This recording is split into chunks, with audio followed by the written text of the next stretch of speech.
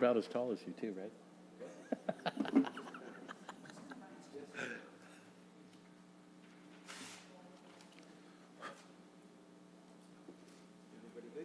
Yeah.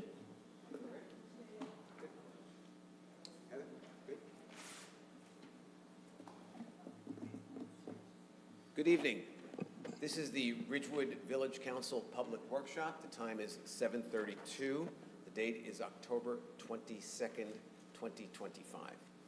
Adequate notice of this meeting has been provided by a posting on the bulletin board in Village Hall, by mail to the Ridgewood News, the Record, and by submission to all persons entitled to same as provided by law of a schedule, including the date and time of this meeting. Roll call. Councilmember Mortimer. Here. Deputy Mayor Perrin. Here. Councilmember Whites. Here. Councilmember Winograd. Here. And Mayor Vagianos. Here, will you all please join us in a salute to our flag?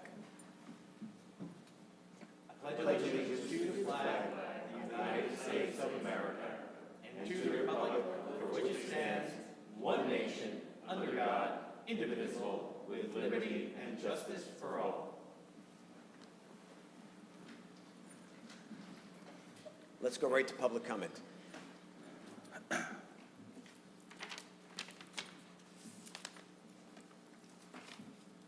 Is this on? Yeah. Yes. Kathy No, resident. I'm here concerning the South Pleasant bike path.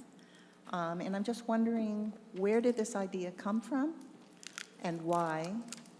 Has that area been watched as to dismissal time and drop-off time in the morning for the school kids?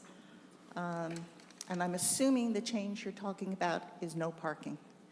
So my concern is, did you notify all of the neighbors that live along South Pleasant? Was the principal and the home and school at Hawes notified? Because I don't live on South Pleasant, but that area is just full of cars picking up their children after school. At least 10 cars or more parked there for pickup because there's the sidewalk. I'm not sure, I know kids ride their bicycles to school, but I see them riding on the sidewalks, and if they were my children, I would ask them to ride on the sidewalk because it's crazy time. We have 4 Hawes school buses that come through there and 1 BF bus. It's just not safe. If there's parking, if you reduce the parking on the bike path side, where are all those cars going to park? I live on Ellington. We've had cars park in front of our house for years, fine. Drop off, no problem. Only twice in 43 years did I have somebody park across my driveway. Most of the time, the parents are pleasant, there's no problems. But where are all these other cars going to go? They're already, excuse me, I'm not a public speaker. They already park along South Pleasant, Dorchester, Ellington, Berkshire, which is fine, it's off. But you have parents who come to drop off their kids or pick them up, who not only have that child, but they have children in strollers. Now, for me, as a parent, I would want to be on a sidewalk where I could park my stroller child if I had to. On the other side of Pleasant, there's no sidewalk. That's where people are going to be parking. There's no, as I said, there's no sidewalk. So where are the strollers going to go? It's a busy, busy street at dismissal time. So I'm just wondering, what is the purpose of this bike path? I mean, I've lived there. Yes, there are some bicyclists, but not like you get along Grove Street. So I'm not sure who thought of this and why, and was, like I said, the dismissal times and the traffic that's down at that area. It's crazy time. I mean, they're just all over the place, and speeding sometimes too. And there's too many children. There's too many children in the area. They need to be on sidewalks, getting into cars safely. When there's an event at Hawes at night, or a special event or something, the cars park all the way down South Pleasant, both sides of the street. So where are all these people going to park? There's not enough parking at Hawes, and that's my question. Why? Why is this happening? Thank you. Thank you, Kathy.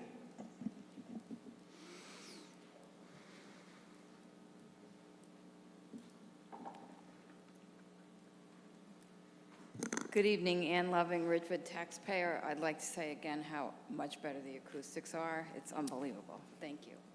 On Friday, my husband and I had the opportunity, I guess the privilege, to help with Nancy Brennan Hill and Adam Brown's initiative to plant the saplings. I know that several of you also participated either Friday or Saturday. According to Nancy, something like 79 were planted, and there's about a dozen left. These were significant height. They were 6 to 8 feet tall. And she said she wanted me to announce that if anybody wants a tree still, they should call Dina Cat at 201-670-5565. You will have somebody come out to your house and do the markouts for gas and water, and then a white markout will be put where the tree's going to go. There's different species depending on whether it's an under-wire side of the street or a no-wire side of the street. And by the way, I think it's kind of strange that when a tree that belongs to the village comes down, either due to an accident or death of the tree or whatever, that it's not automatically replanted, that the homeowner has to call. It would seem to me that it ought to go right onto a list right away, because I don't think people know that the tree, that you have to call. So maybe when a street tree comes down, as I believe a couple are coming down in my neighborhood soon, it should just go on a list and that should happen. So one last thing I wanted to ask is, it's my understanding there's now 2 lawsuits against the village regarding either the Shedler house and or the property. And I'm wondering whether that is going to hold up or stop construction plans. Thank you. Thank you, Ann. And by the way, please let us know how the acoustics continue, because I know I always lean into the mic. So since they're better, I'm going to try sitting a little further back. So as long as you can still hear, that'd be great. So, but please raise your hand if you can't hear anybody. There's a drastic improvement in the acoustics. So, Michael No, Ridgewood resident. I wanted to talk about the last meeting that I was at. There was sort of I'll call it a lively discussion about the bond ordinance. It had to do with the Warner Theater. And I think it was over $1 million plus.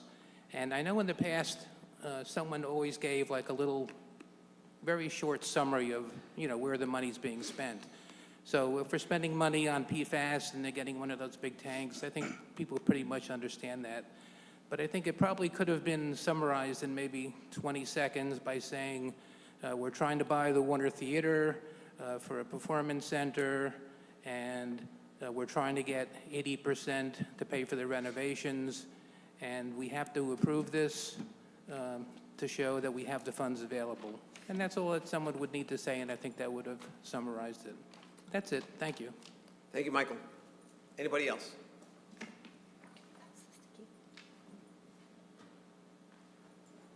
Good evening, Mayor and Council. Boyd A. Loving, Ridgewood taxpayer. The acoustics are much, much, much better. So thank you very much for taking the initiative to straighten that all out. This past Monday, early afternoon, a Ridgewood High School student who lives 2 doors from me escaped injury when a large tree branch from a village tree fell on a car in her driveway that she was getting ready to back out of her driveway. Just missed her. Car was significantly damaged, but fortunately she was not injured at all. Response by police and fire was immediate, as always. Thank the police department and the fire department for responding and asking her if she was okay and doing everything that they needed to do to make sure that the scene was safe. And shortly thereafter, a representative from the Shade Tree Department came out and took a look at the trees. I understand that the arborist is on vacation this week, and the arborist himself could not take a look at the trees, but an assessment was made by the supervisor. I won't go into what he told me because I'm not sure that that's official. But what I am asking is, this is not the first time that a branch has fallen from a tree in front of this particular house. A few months ago, a branch fell into the driveway of the next door neighbor. There were no vehicles parked in the driveway at the time, and no one was injured. However, it did take a while to clean that up as well. So I am asking that when the arborist does return, that there's some immediate action can be taken to take a look and see what needs to be done with respect to the trees in that particular area. There are one or two houses that seem to have trees that need some attention. We certainly don't want anybody injured. This young lady was very, very fortunate. She had just gotten into the car, and as soon as she shut the car door, the tree branch came down on the car. There was some significant damage to the car, but she escaped without a scratch. Again, thanks to the police and fire department for responding immediately, and I do hope that there is no delay in taking care of this problem, whatever it turns out to be. Thank you so much. Thank you, Boyd. Anybody else? Seeing no one, we'll go to hybrid access. Ann, you're up. You're on mute, Ann. Oh, there you go. Good. Ann Malone, 134 Foster Terrace, Ridgewood. Ann, just so you know, going forward, you just need to state whether you're a Ridgewood resident or not. We refrain now from giving our addresses. Thank you. The League of Women Voters of Ridgewood supports a yes vote on the Ridgewood ballot question.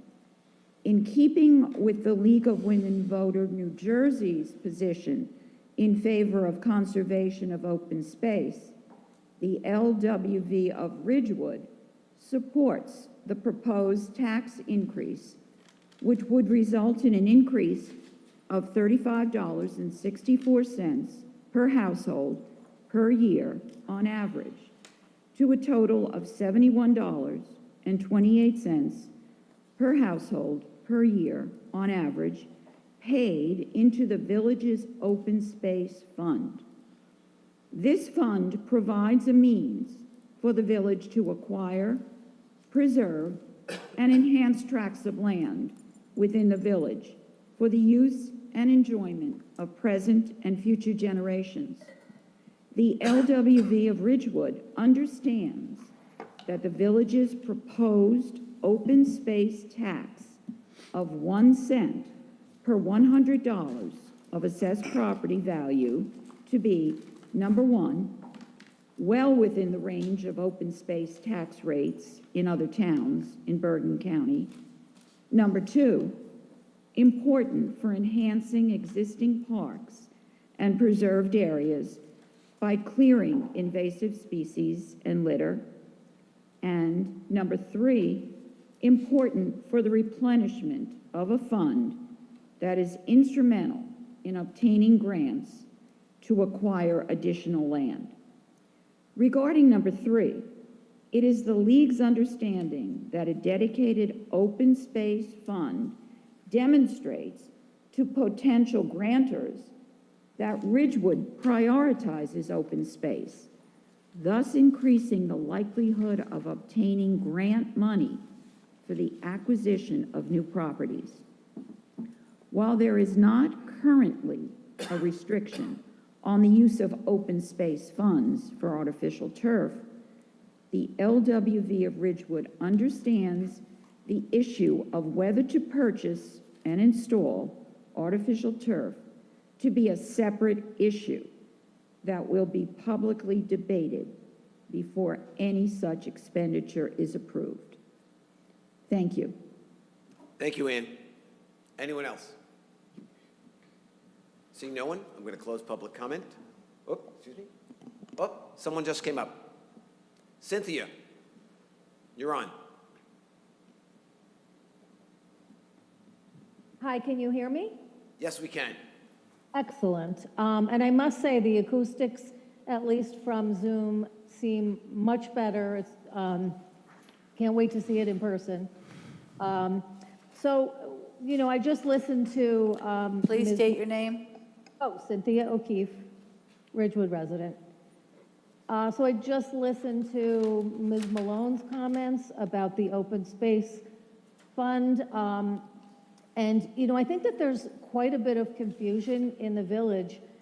You know, some of the information's not being disclosed. So, you know, you're asking for a tax increase, essentially, but, you know, the public doesn't really know all the details, like what's in the fund, how much is in the fund, and do you have properties that are earmarked for potential future acquisition, to just ask for money and send out a flyer without any real information to back it up, I find concerning.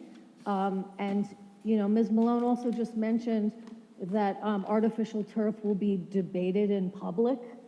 I don't think over the last 2.5 years, we've actually debated about it because this council has decided that it's a fait accompli in whatever project you deem it to be, you know, fit for in your minds, no matter what the public has to say, you know, about the environment or the health of residents when, you know, Mount Sinai doctors and other people have written to you. So I don't know where she's getting this, that this will be up for public debate. I find it confusing. That's all I really wanted to say. Thank you. Thank you, Cynthia. Anyone else? Seeing no one, I will now close public comment. And before I turn it over to the council, I think I can answer some of the questions that have been raised. Kathy, for the bike path, we have our police department here. We're going to be discussing it in great detail later, so we're not going to address it right now. And something that you and I both worked on, which was great, the Adopt a Sapling program. I think that that's an excellent suggestion. We will recommend it to our Parks Department about setting up a list of those trees that have been removed and earmarking them for future plantings. As for the lawsuits pending for Shedler, well, you never know for sure. We don't believe, we've spoken to legal counsel, we don't believe that the situation meets the legal criteria for injunctive relief to stop what's going on. But we'll have to see. So that's the current state of affairs. With that, I open it up to the rest of the council. Sure, so I have a couple things. So Mrs. Snow, the idea for the bike path came from a group of AP students at the high school. 3 young women in 2024, when Chloe was a senior, worked with Pam, with me, engineering, and the police. And the genesis of the idea was with Valley being closed, there'd be less traffic, and they came up with a plan that would connect multiple schools for biking. And one of the primary reasons they wanted to do this, besides like the health and the wellness, is to reduce the traffic generation that occurs around our schools. So it's not, while it's close to the Bergen County bike path, it was really a local application to encourage biking within them. They gave a presentation, and you know, there's minutes, you can watch it. They were excellent. So that's the idea, where the generation of the idea came from. So, and if you want to email me tomorrow, we can send you the presentation. To Paul, so when a tree comes down, one of the things that Shade Tree has been trying to work with the homeowners is when we plant a new tree, we need buy-in from the homeowner. So sometimes, believe it or not, Shade Tree hates when I say this, not everybody wants a tree in front of their house. Last year, when we sent a letter saying you're going to be the recipient, we, on certain areas, received rejections up to 50%. For us to take an asset, an expensive asset, anywhere between $500 and $800, and put it in front where a homeowner's not going to manage it, love it, water it, or care for it, or work with it, we've opted to places where they're wanted more. So when a tree comes down, we don't immediately replace it because we really like the homeowner buy-in. It's also important to note that we have multiple vacant sites. So where we fund trees each year, if you don't want it, we still are at a deficit across the board, and we'd much rather fund it a viable home. I too also wanted to just loosely say thank you to Dylan. I don't know if he's here, and everybody in IT. And lastly, one of the things that I've been wanting to say about open space is that the open space tax is not unique to Ridgewood. It's a dedicated tax that is occurring across the whole entire state. Some people opt in, some people are more. So, you know, this is not a Ridgewood thing, it's not a this council thing, although we're the ones who are prompting the question this year. Equally important to know for Ridgewood residents is the same open space tax with the same state restrictions is at the Bergen County level. So I always say this to the kids when we do the economic section at the high school, look at your tax bill. While this is a public question and it's having a lot of great, healthy public debate, it's not a this council in open space. It's a standard application of a state statute that multiple municipalities use. I have a list of who has it and who has more than us, less than us, and we can circulate that.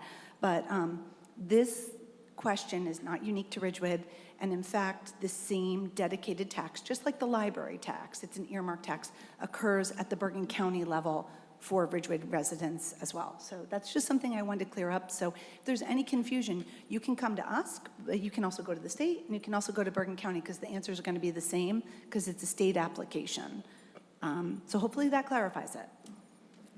And I'd like to respond to Cynthia O'Keefe. Oh, okay. You hear me better now? Okay. I'd like to respond to Cynthia O'Keefe.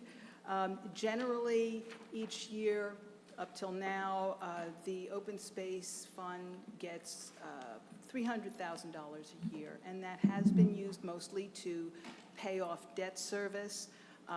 It has also been used to pay for artificial turf at one point in 2018. Do we have properties that are earmarked for acquisition? I wouldn't say earmarked, but the Open Space Committee keeps a list of properties that if they come up for sale, they would be interested, or they would, make a recommendation to the village. And so, for instance, over by GW in Citizens Park, there was a house, and it was on the Open Spaces list of properties to acquire. And they did just that with the Open Space funds. That was the Bazo property.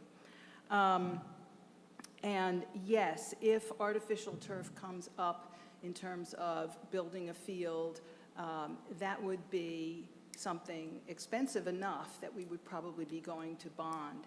And every bond ordinance has to be discussed here in this room and introduced and open for public hearings. So it would be discussed publicly. That's all I have. And I just want to say is that as the open space liaison, that if anyone has confusion about the goals of that committee, it's an open committee, stop on by. We meet, I want to say, the second Thursday of the month. And I think the word that the deputy mayor was looking for is they have a wish list of properties they'd like to do. So it's not, we're not going to earmark them because you never know if it's going to be for sale. But, it's like a kid's Christmas list that we have properties that we'd like to identify. And I think what Councilwoman Winograd said is also important to note that this is a statewide thing. This is not a Ridgewood specific. And it's shocking to see how many other communities have significantly higher than even a 1 penny per $100. Millburn Township has increased it 3 times. In this past November, it's now 4 pennies per $100. So 4 cents, and we're just trying to get to 1 cent. And so I would really encourage anyone that's confused or getting misinformation from social media to, 1, come to open space, ask them directly, and 2, just, and I'm saying this in a very bland way, Google and look around the state and you'll see what other municipalities are doing, and we're constrained by the same state statutes as them. So it's nothing more than that. We just want to keep Ridgewood green and make it as green as possible. Thank you. I just wanted to add 2 things, too. So one of the hesitancies to earmark property is that if we go out and say, I want to buy it now, it can inflate the price, which isn't advantageous to the taxpayer. So that's 1. 2, the whole entire community, very early on, and Evan and I, we saw the exercise of open space for the adjacent land. I think it's 530 West Saddle River Road. We applied for an open space grant for that property because it was adjacent to the Shedler property. And we ultimately didn't get the grant, so we didn't buy it. And lastly, with respect to turf, because this is the prior administration in, I believe 18 or 19, spent $500,000 of open space money restoring Maple Field. So it has been used, and the prior council, the same council that approved turf on the original Shedler plan, which was, the 2018, they exercised it and replaced that dangerous turf for, I think it was just slightly over $500,000. So yes, it has been done, but I believe they had a majority consensus for that, and it was in 18 or 19. So it has been. So there should be no ambiguity that that council, after very limited debate at that point, used it for that purpose. Anybody else? Mayor, if I may, with regard to the bike path, I just want to reiterate the mayor's comments. While we do have 2 other presentations from both engineering and the police department, I am going to ask both of them to remain for discussion about the proposed no parking ordinance where the bike path is on South Pleasant. So we will have that discussion. To Mrs. Loving, with regard to Shedler, our focus right now, exclusively our focus right now, is the remediation. We are in the process of finalizing the remediation plan with Matrix New World Engineering to submit to the DEP for their review and approval. And at that point, we will be putting bid specs together to go out to bid to have the soil that needs to be removed from the site removed. So that is our primary objective right now. That's not to say that the park development piece won't follow that, but obviously we're being guided by legal counsel with regard to both of the referenced litigation matters. With regard to the Open Space Trust Fund, I just want to say a few things. I know Ms. O'Keefe used the term, not enough information is being put out. I just want to reiterate that there is no bonding associated with this public question. I know I had some inquiries into the office. There was some discussion online about that. This is not like a school referendum. A school referendum authorizes the Board of Education to go out and bond for the money that they need for capital improvement projects. This is not akin to that. This is a set amount.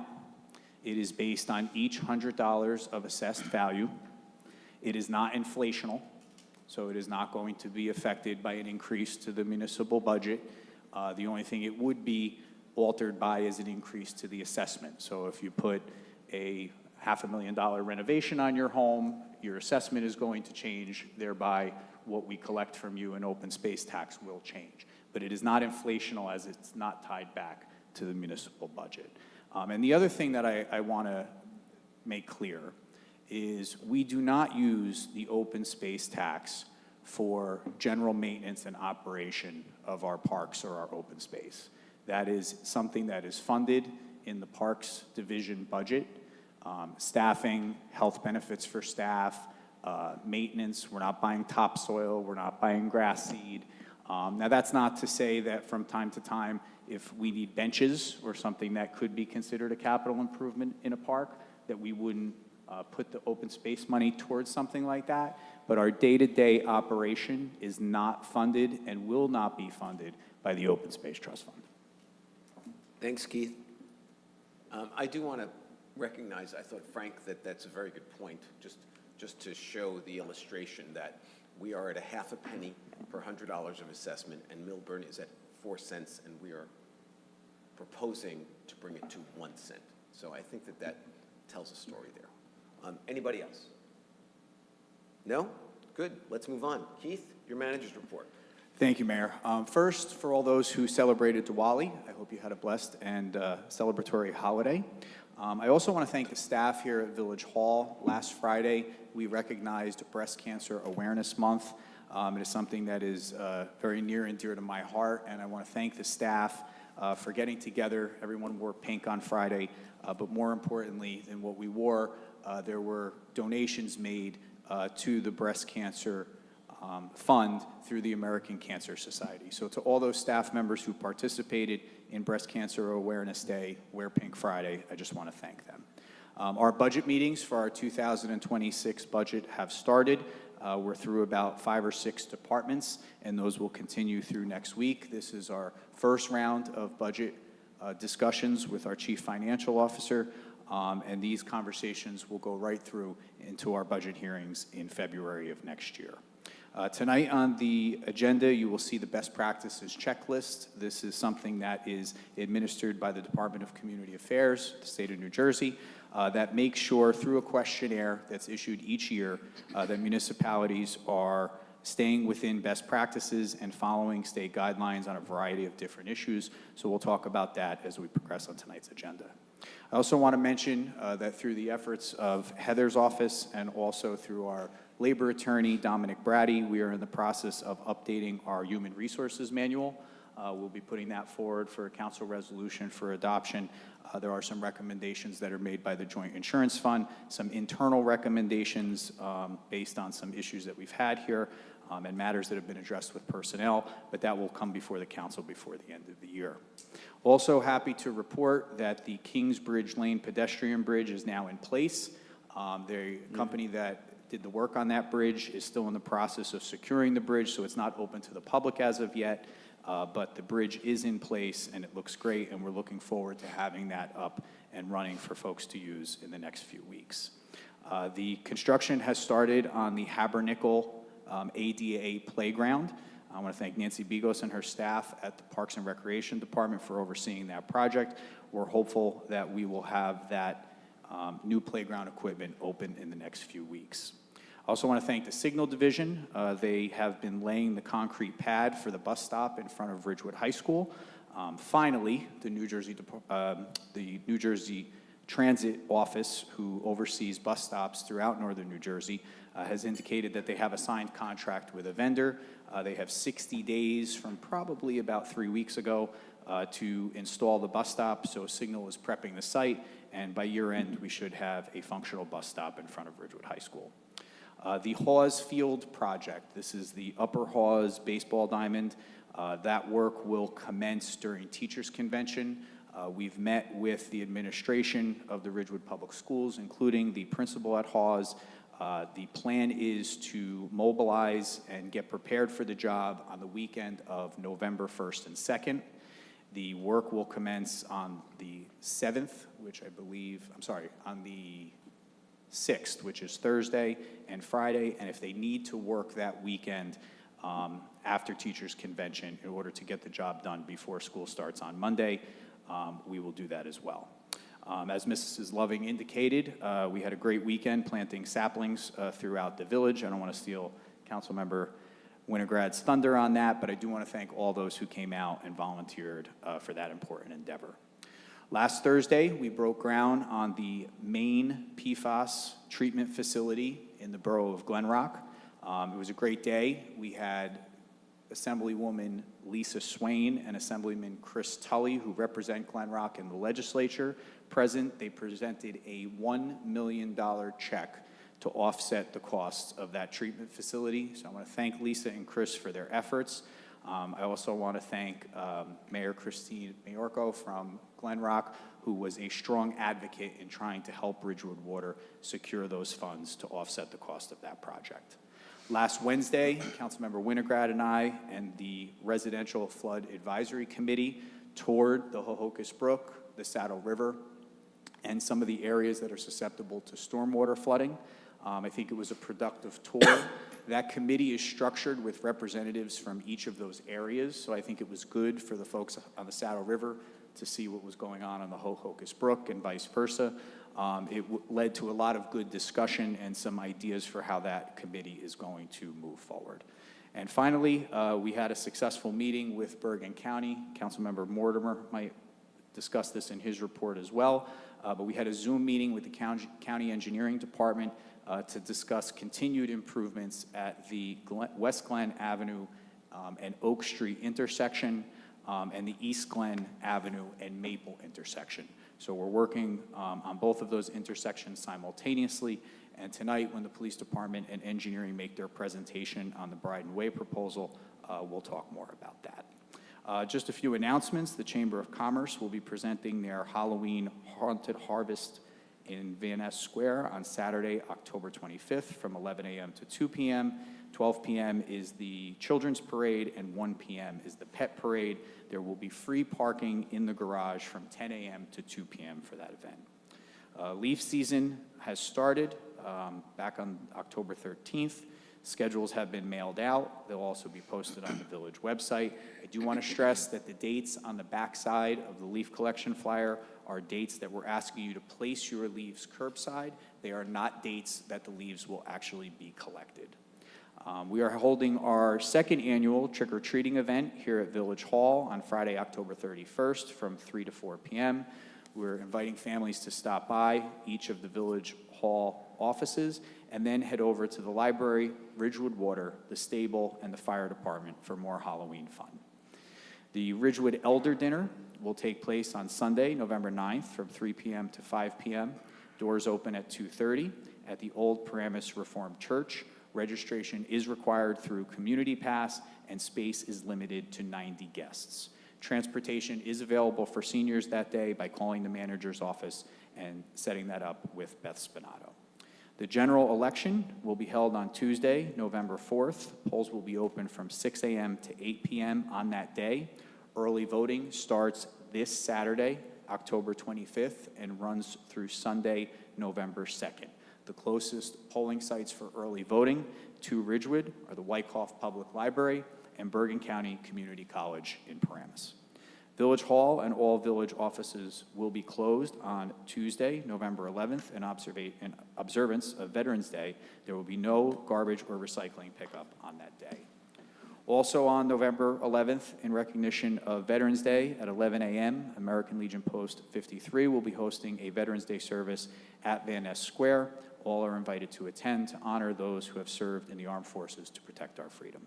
And finally, Village Council upcoming meetings. November 5th is a work session. November 12th is a public meeting. December 3rd is a work session. December 10th is a public meeting. All start at 7:30 p.m.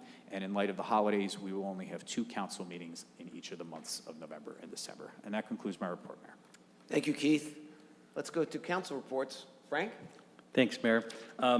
So it was pretty cool. We had our first annual CSAC, Citizen Safety Advisory Committee, joint meeting with CBDAC, Central Business District Advisory Committee. And so what's interesting is, like, when I was on the Parks and Rec Board, they always had a joint meeting once a year with Open Space, and I saw how productive that was.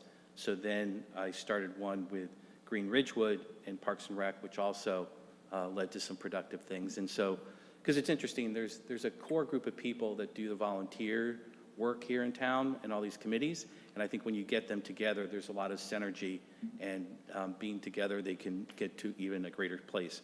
So this first annual was also went really well, and I think that we came up with some great stuff. We had identified some things that were key to each of the groups, and then we wanted to see what issues affected both. And so, like, for CSAC, site triangle obstructions has always been a big deal. And in the past month, 4 more compliances happened and 1 more summons was issued. And since engineering has been tracking compliances, we're now at 118, which I think is fantastic. One of the big CBDAC ones was parking. And so they were thrilled to hear that we're hiring Walker to revisit that, and that they will be meeting with the public to hear from everybody about how we can improve our parking downtown. And as will come as no surprise to anyone, one of the central concerns of both groups was e-bikes. And e-bikes are becoming more and more of a threat. And I want to thank our engineering department and especially our police department for participating in this joint meeting. And I think that hearing from both the chief and Captain Elder, that we learned a lot of information about this. And specifically, that I think that is really worth noting for the public is that currently the state AG guidelines, which is Attorney General guidelines for dealing with juvenile the juvie justice, so for underage people, that the police aren't able to approach them as they once were, and so that really makes it difficult to enforce it. And so one of the takeaways from this group is that once the new administration comes in, that how maybe can we petition to give the police back their power to just do community policing in our community. And I think that for anyone that is around policing knows that community policing means that you become part of your community, hence the name, and you're seen as a friend, not a foe. And I really hope that we're able to help empower the police to, again, communicate with juveniles in the appropriate way, so then that way that can improve the safety, specifically with e-bikes. And it was interesting, it was like a foreshadowing for tonight, because we talked about crosswalks and bump outs, so we'll be hearing about that later today. Also had Parks and Rec last night, And the interesting thing there is that we heard about both grade and pool and summer camp enrollments, both of which were down. And as we dug into that, our Board of Ed liaison said how at the elementary schools that they're reducing the number of kindergartner grades like from 3 to 2 across. So it seems that it might be because there's a lull in younger kids, and that might be the cause of it, but at a future Parks and Rec meeting, we are going to dig into why less people are going to Graydon and going to our summer camp. And that is a long-winded my council approaches. Thank you, Frank. Siobhan? Sure. So sorry, Evan, I'm not going to be so brief because it's been a busy week. I've been waiting to make that joke too. So after we met last time, I had the pleasure of attending the fire prevention luncheon with all our elementary schools, middle schools, our fire department, and high school. And I just want to congratulate the fire department and our schools for an awesome job and give a particular shout out to my alma mater, Orchard, who won Most Improved. So it was a great day. If you've never taken part of this, it's a unique opportunity to understand more about fire and how important it is to educate people. So thank you to them. I'm going to try to go quickly, but we've had a ton of events within my subcommittees. So I want to say a huge thank you to everybody who participated in every element in Access. I also want to take a moment and thank my entire council who covered me for both Access and Shade Tree. It was my son's senior weekend, and I was unable to be at every event, and I feel very grateful to work with a council who steps in, covers you, and attends, and that includes the professional staff as well, Heather, Keith, Matt. Matt was digging trees. So Access was a wonderful success, and we had just a couple things worth mentioning. Pullover properly, while lightly attended, we drew from out of district. We had a kid with a permit from Ho-Hocus, which is excellent. Our police handed out Operation Blue Envelope, which is an effort to engage in neurodivergent drivers. So if you're neurodivergent or you have autism and you are pulled over because you're more stimulated by sensory issues, you may have a reaction that can be interpreted differently by the police. I am so proud of the police who put this on. I'm so proud to live in Ridgewood on these days. And the biggest compliment was we had done a lot of outreach because clearly we need drivers. The owner of Fairlawn Driving School came with his family, and they took copies of Ridgewood's literature, which is an excellent compliment. I also want to take a brief moment and thank Noelle, who's the founder of this, and Suzanne Ruane, who tirelessly shows up and supports this effort. Additionally, we had a wonderful event at Steel Wheel Tavern. I want to thank Jamie Davis, Jesse Schwartzman. Evan and I got to have dinner. Paula came and ate all our food later. And thank you to Glenn and all the businesses. We kicked it off there because that's the first business that said yes to us. So it's been unbelievably successful. These dinners, again, are a wonderful place, not just for the kids who have a disability, but for their siblings and their families. We also had the American Sign Language at the high school.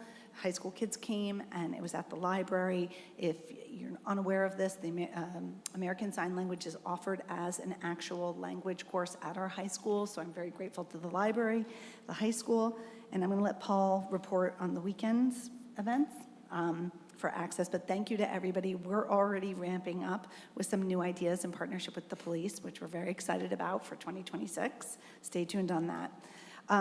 In addition to Adopt a Sapling, and I just want to say a huge thank you to my Shade Tree Commission, who came up with this very novel idea that has increased the trees in the ground significantly under this council's watch. I want to say what an absolutely awesome job in picking these saplings. And I'm not going to talk too much tree here, but I really doubt they were saplings. They were so much larger and beautiful. And again, thank you to everybody who planted them. If you happen to see them, these young trees need extra water, extra attention, and we're so grateful to everybody who adopted one. At the same time, we had a meeting within Shade Tree during the week of the plant, and Shade Tree is discussing a couple ideas that I wanted to mention. One, with the America 250, they're looking for trees that are over 250 years old to be Liberty trees, so we can nominate them and register them. A Liberty, that's a really old tree, by the way, so there is going to be a Liberty tree hunt conducted this spring, and we're working with the Forestry Division of NJDEP. We're also going to be issuing a newsletter on ivy and how ivy can damage the tree. So we're on an ivy hunt. If anybody has a tree being choked by ivy, please send us a photo and we'd like to talk about it. And we're thrilled to announce that Ridge School has been selected for Adopt a Sapling 2026. So we're very ahead of the curve with that, and thank you to everybody on that. As Keith mentioned, we had the Residential Flood Advisory Committee meeting. I'm the liaison to this, so we have 2 members from Saddle River, 2 members from Ho-Hocus Brook, and 2 members from Stormwaters, plus Joan from Green Ridgewood. This was great because, believe it or not everybody from Ho-Hocus had ever been over to Saddle River, and several of them didn't know what stormwater flooding was. I want to thank everybody, including Beth Spinato, who set up the field trip and made this all happen, and I promised I would mention this. There were a lot of ideas about what to do when stormwaters become overgrown, and there is a very real idea, I'm going to say it, Keith. A lot of these invasive species are now being dealt with flooding with goats. And this was discussed that municipalities, including New York City, is actually renting or investing in goats to go in and clear out Japanese knotweed for stormwater drainage that are hard to achieve areas, or poison ivy, because goats love this. So we talked about that, the Million Oyster launch. Well, we're not next to it. So it was a very interesting discussion with the novel idea that I was dared to mention from the dais. I also want to close out with 2 other committees met. Ridgewood Beautification has met, and we've gathered additional outside private donation funds, which will come on our next agenda, but the extra pots that were achieved in the bus station grant and through the donation by partnering with the Guild have been ordered, and we're thrilled to announce that the pots, the brand new pots of the beautiful summer plantings will be winterized with balsam fir and branches, and we have selected 24 lampposts that will have kind of the Currier and Ive charming garland with soft winter lights, an area on the west side and an area on the east side. So we are thrilled that Signal is helping us with that. Thank you so much to Rich Tarleton. And lastly, yesterday we had a stigma-free meeting. Thank you to everybody who attended, and Stigma Free is partnered with Ridgewood Public Library. Last year the movie was Angst, and that was paid for by the Board of Ed, but the library has a program that allows us free movies, and we're debating on what our next movie will be, and it will be coming out in January. And just a final reminder that on October 28th, there'll be Narcan training here. It's on social. If you've never seen this, it's worth attending. Obviously, it's an incredibly important tool in combating drug overdoses. It should be disarmed. Everybody should be aware of this. If you would like to take any Narcan home, that event's sponsored by Bergen County, so you have to be 18 years or older. But if you need something for a college-age kid, you can attend or go to our Board of Health, and anybody will help you. So I encourage everybody to come, break the stigma, and be a part of that. And that's it. You're sure? I am. Okay. She's very busy all the time. Evan? Thank you. I will, I guess, try to be brief as well. But yes, a lot going on in the swing of things. But first, I do want to echo Keith's comments. To all my Hindu friends, happy Diwali. Anybody else celebrating? Keith, I'm incredibly excited that budget season has kicked off. This is like my Christmas, Hanukkah, Easter, all put into one. Best time of the year, so that's great to hear. I do, though, Keith, want to seriously commend Ridgewood Water. There was a great article I know that you sent around, and I'm hoping we'll put up, discussing Ridgewood Water's effort to offset the PFAS remediation work by applying for interest-free loans as well as loan forgiveness from the state. This dovetails nicely with the announcement of that $1 million grant that we recently received. What's particularly special about all that work is that way we are able to save money that we can not have to pass off to the ratepayers. PFAS is really expensive, but by getting these interest-free and loan forgiveness programs, as well as some of these grants, we're going to be able to save our taxpayers and our ratepayers quite a bit of money as we make their water that much safer. I do also want to echo Siobhan's comments. I went to the Access Dinner last Thursday. One thing that Siobhan did not want to say, or did not say, that I would like to say was to thank her and her leadership for this. There's some great folks working on that committee that Siobhan leads, but it's truly special when you get a room full of people who have their own challenges. They can get together and share those challenges together. Also want to thank Steel Wheel for giving us the space. It was a really special night, and I was really proud to be able to share dinner with them. Even more importantly, on Friday night, I attended the Blue Star dinner. For any of you, those of you who don't know what Blue Star is, those are families that currently have immediate family members serving abroad on behalf of the U.S. military. The Legionnaires sponsored it at the church. Really, again, a wonderful community of folks who get together and talk about their own shared burdens and sacrifice, as was discussed at the meeting. Christmas, Easter, Thanksgiving, Diwali, they're not really quite the same when you have a loved one serving abroad. I was really privileged to be able to share that evening with them. I was even more privileged to be able to thank them for their sacrifice on behalf of Ridgewood and the entire community. And also, I was really happy the Legionnaires put that meeting on, or put that dinner on. And again, something I was really proud of to play even just a small role in. July 4th has already kicked off. Planning for next year's parade and festivities. More to come on that, but just shows you how much work and effort goes into that. We're still, 9-10 months out, and we're already starting to build our plan for next year. HPC met last week as well. We had close to a 4-hour meeting, largely due to the diligence of the volunteers who really wanted to make sure that we were, careful about what we approve and don't approve. And I want to thank again all the volunteers in HPC for their work as well. Finally, Keith, I know you didn't mention it, but there's a blood drive tomorrow here at the Village Hall. I know this because I signed up. I will be in the chair, hopefully getting my little cookie at about 1 o'clock when I get blood myself. Hopefully I'll see some of my colleagues there. Not seen any, oh, all right, I see Paul. All right, so that's great. But again, busy couple of weeks as we get back into things. Thanks, Ev. Pam? This past weekend was homecoming weekend for Ridgewood High School and various classes. The Alumni Association was very active this weekend. I got to go to the reunion for class of 1965, not my class, my husband's. And these reunions are just so meaningful, and they evolve over time. Each one is so personal, and I can hardly articulate why it's so meaningful. But anyway, on Saturday morning, the Alumni Association had their ceremony for the distinguished alumni, and there were 3 people who were being honored. Peter Rourke, who is an orthopedic surgeon who was an orthopedic surgeon for the U.S. ski team. When he retired, he set up a company called Dog Is My Pilot. He flies dogs from various states to places that can adopt the dogs. He has gotten 43,000 dogs and cats adopted across the country. Wow. His motto is adopt, don't shop.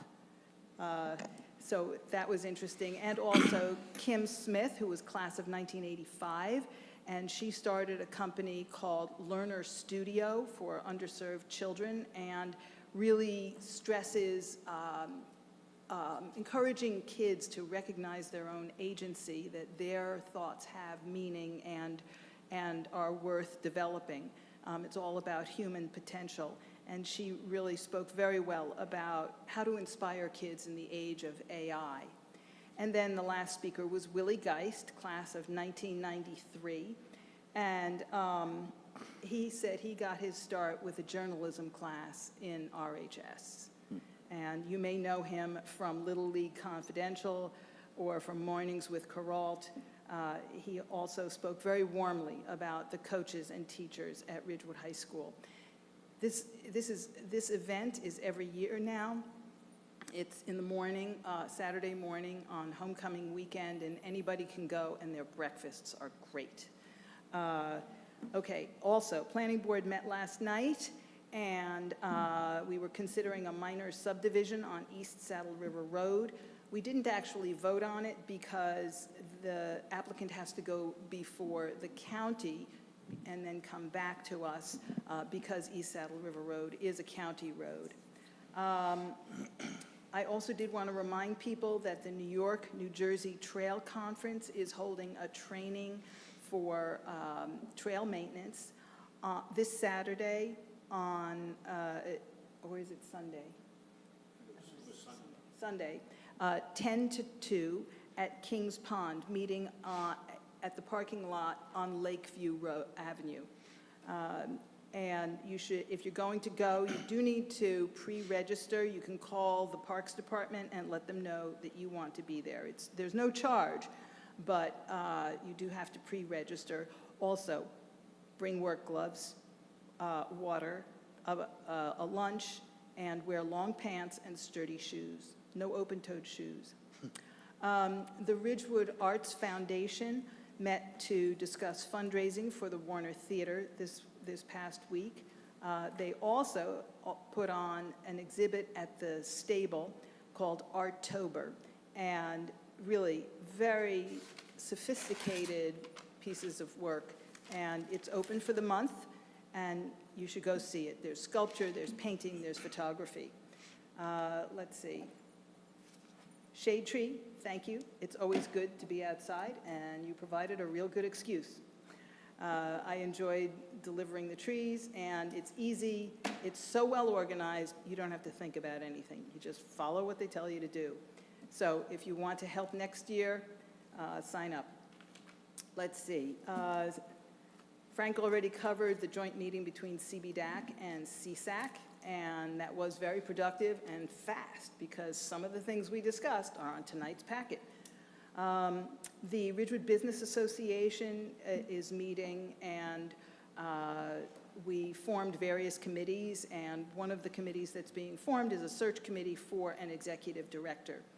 And let's see, Green Ridgewood also met, and we discussed a bill that's pending in the legislature to skip the stuff.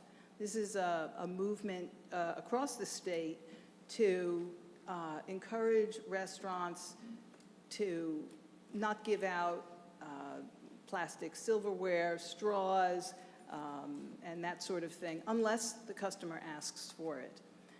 As you know, plastics in our waterways and in our bodies even are a real concern.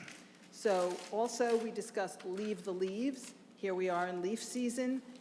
If you leave the leaves on your lawn, it's very good for the insect population, gives them shelter over the winter, and you may consider it. It also helps enrich the soil.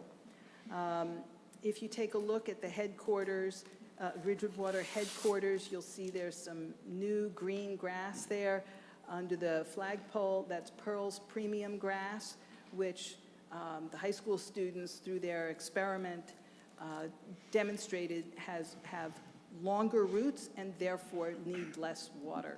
So we're looking forward to seeing how this survives. And that's all I have. Thanks, Pam.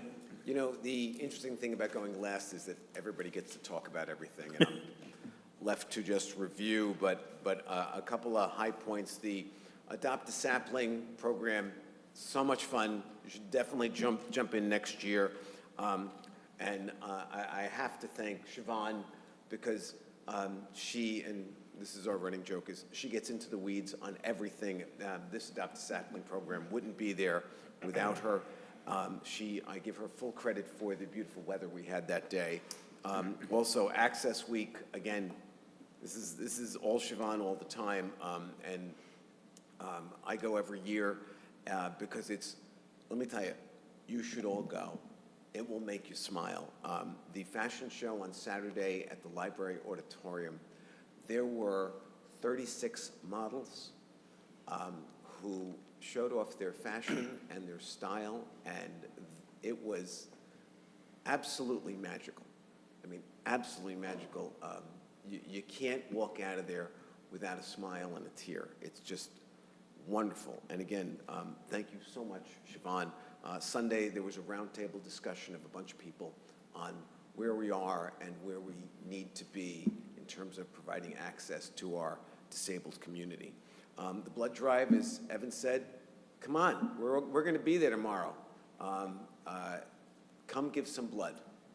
Again, another thing that makes you happy when you're done. The bridge, you know, this has been sitting around for a long time. I'm so excited that it's in place, and I want to thank our senior staff for making sure this got done. The ADA playground at Habernickel, same thing. By the way, I love the term ADA playground. I hope that one day all of our playgrounds are ADA certified. The dedication of the Cedar Hill Water Treatment Facility, just another terrific thing. You know, in just about a year from now, we will be complete with all of our water treatment facilities. We're going to have one that's going to be in the beginning of 2027, at which point all of our water will be PFAS-free, defined as below any measurable detection levels. We will be done before 46 other states have begun, because up until recently, 46 other states did not regulate this. So we're way ahead of the curve. The Blue Star Dinner, Evan, I have been there. I couldn't be there this year. It is just a fabulous thing. There are so many great things going on in town.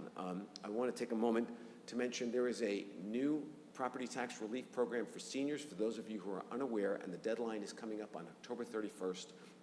It was signed into law by Governor Murphy last year, and it is called Stay New Jersey. It is designed for to have seniors stay, because we know that we're a high property tax state, and the long and the short of it is that without, and I'm pretty clear on this, I may be off just a little bit, but I'm pretty clear that there are no income limits, and so your first $13,000 in property taxes, you will get a rebate of $6,500. Wow! So it's a pretty big deal, and it's something that you should definitely check with your accountant on, just to double check me on this.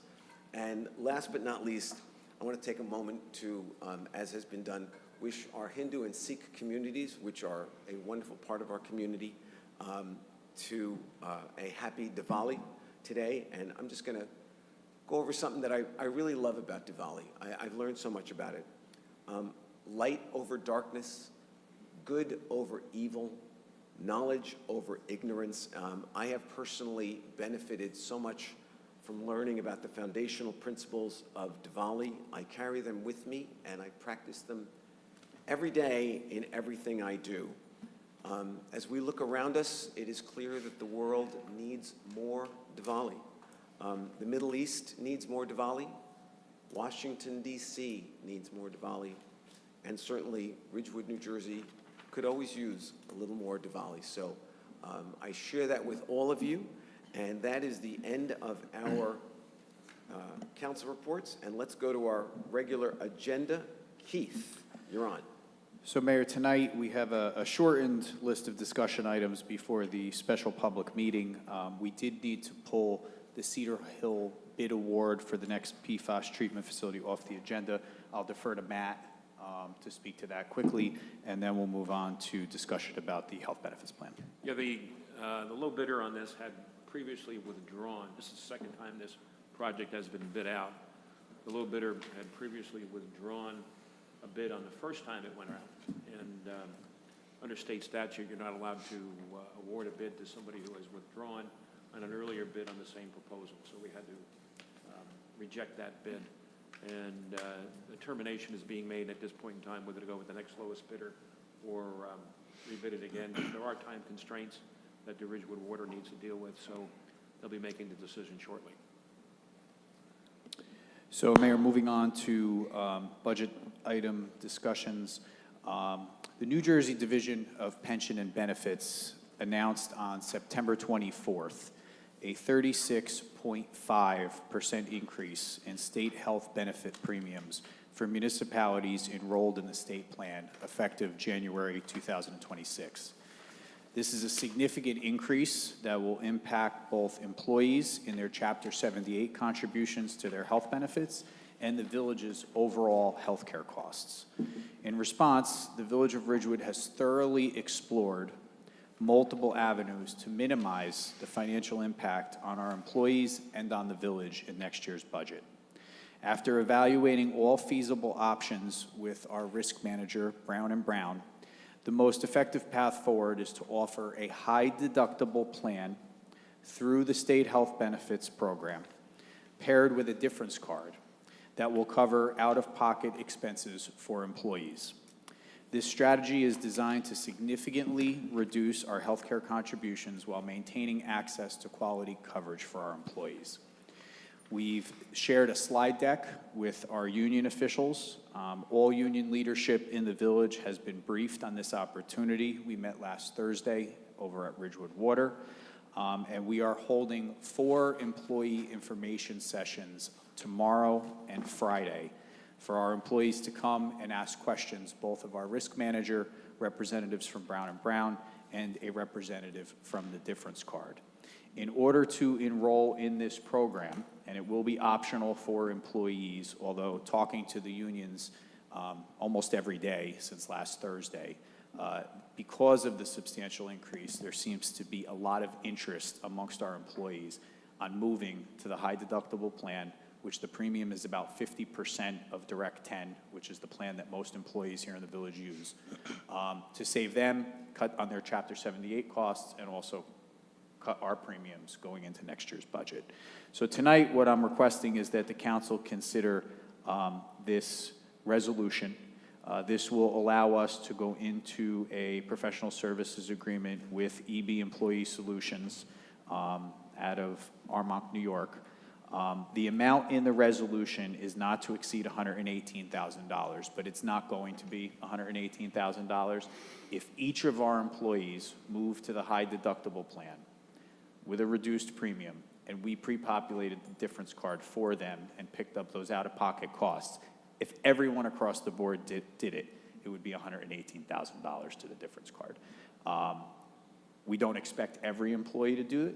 I'm hopeful that we'll see over 75% of our employees at least consider this, if not sign up for it. But the open enrollment period for our employees ends next Friday, October 31st. So between the State Health Benefits Plan approving these changes on the 24th of September and our employees needing to make a life decision about their health care by next week, we had a very short runway to put this all together, and that's why we're asking for approval of this resolution tonight as part of your special public meeting. So Keith, just to dumb it down, as I understand it, we're going to offer an option for a high deductible plan, which will bring the cost down over the 36% that we're now having to eat, right? And that the difference that folks would have to pay out of pocket, essentially the village would pay for, and that would not be more than $118,000. Is that am I getting that right? Correct. So let me say this, the increase that's proposed on Direct 10 for next year for municipal employees throughout the state of New Jersey is 36.5%. Right. If our employees opt to move from Direct 10 to the high deductible plan, it's about 50% savings on the premium. What their current contributions are will be reduced by 50%, and what we're paying for their premium on the village's side will be reduced by 50%. And it's a sliding scale depending on what your salary is. If you're making over $100,000, you're at 35% of the premium is the employee contribution. So we are going to pre-populate the difference card for all of the out-of-pocket up until that deductible, and then if the employee meets that deductible under the high deductible plan, then the balance will be picked up by the state. So this sounds very creative. So it sounds like we're going to be saving a bunch of money, and instead of passing all that expense on to the employees, we're going to give them back up to $118,000. No, $118,000 is the village's cost. That's what I'm saying, right? To administer, so we're covered to administer the plan. That number, I see. I don't have the exact deductible number, but it's significantly less than that for each employee. Okay, so I'm sorry. So it's $118,000 just to sign up. It's our administrative costs for them to administer our plan. And our employees will have access to the difference card for any type of payment issues, billing issues, from 8 a.m. to 11 p.m. Monday through Friday. So they'll actually be providing a service to the employees who sign up for the So they'll be paying our employees then will be paying out of pocket for the higher deductible, it sounds like. No. No, so sorry, so you're losing me then. No. Here, The let me jump in. go ahead, Mayor. It's open enrollment. yeah, That's- so- It's open enrollment. So what happens is, if they sign up for this new plan, they still get to go to all the same doctors. It saves them 50% on their premium. And whatever higher deductible they have, we're paying for. So they're not paying anything higher on the deductible.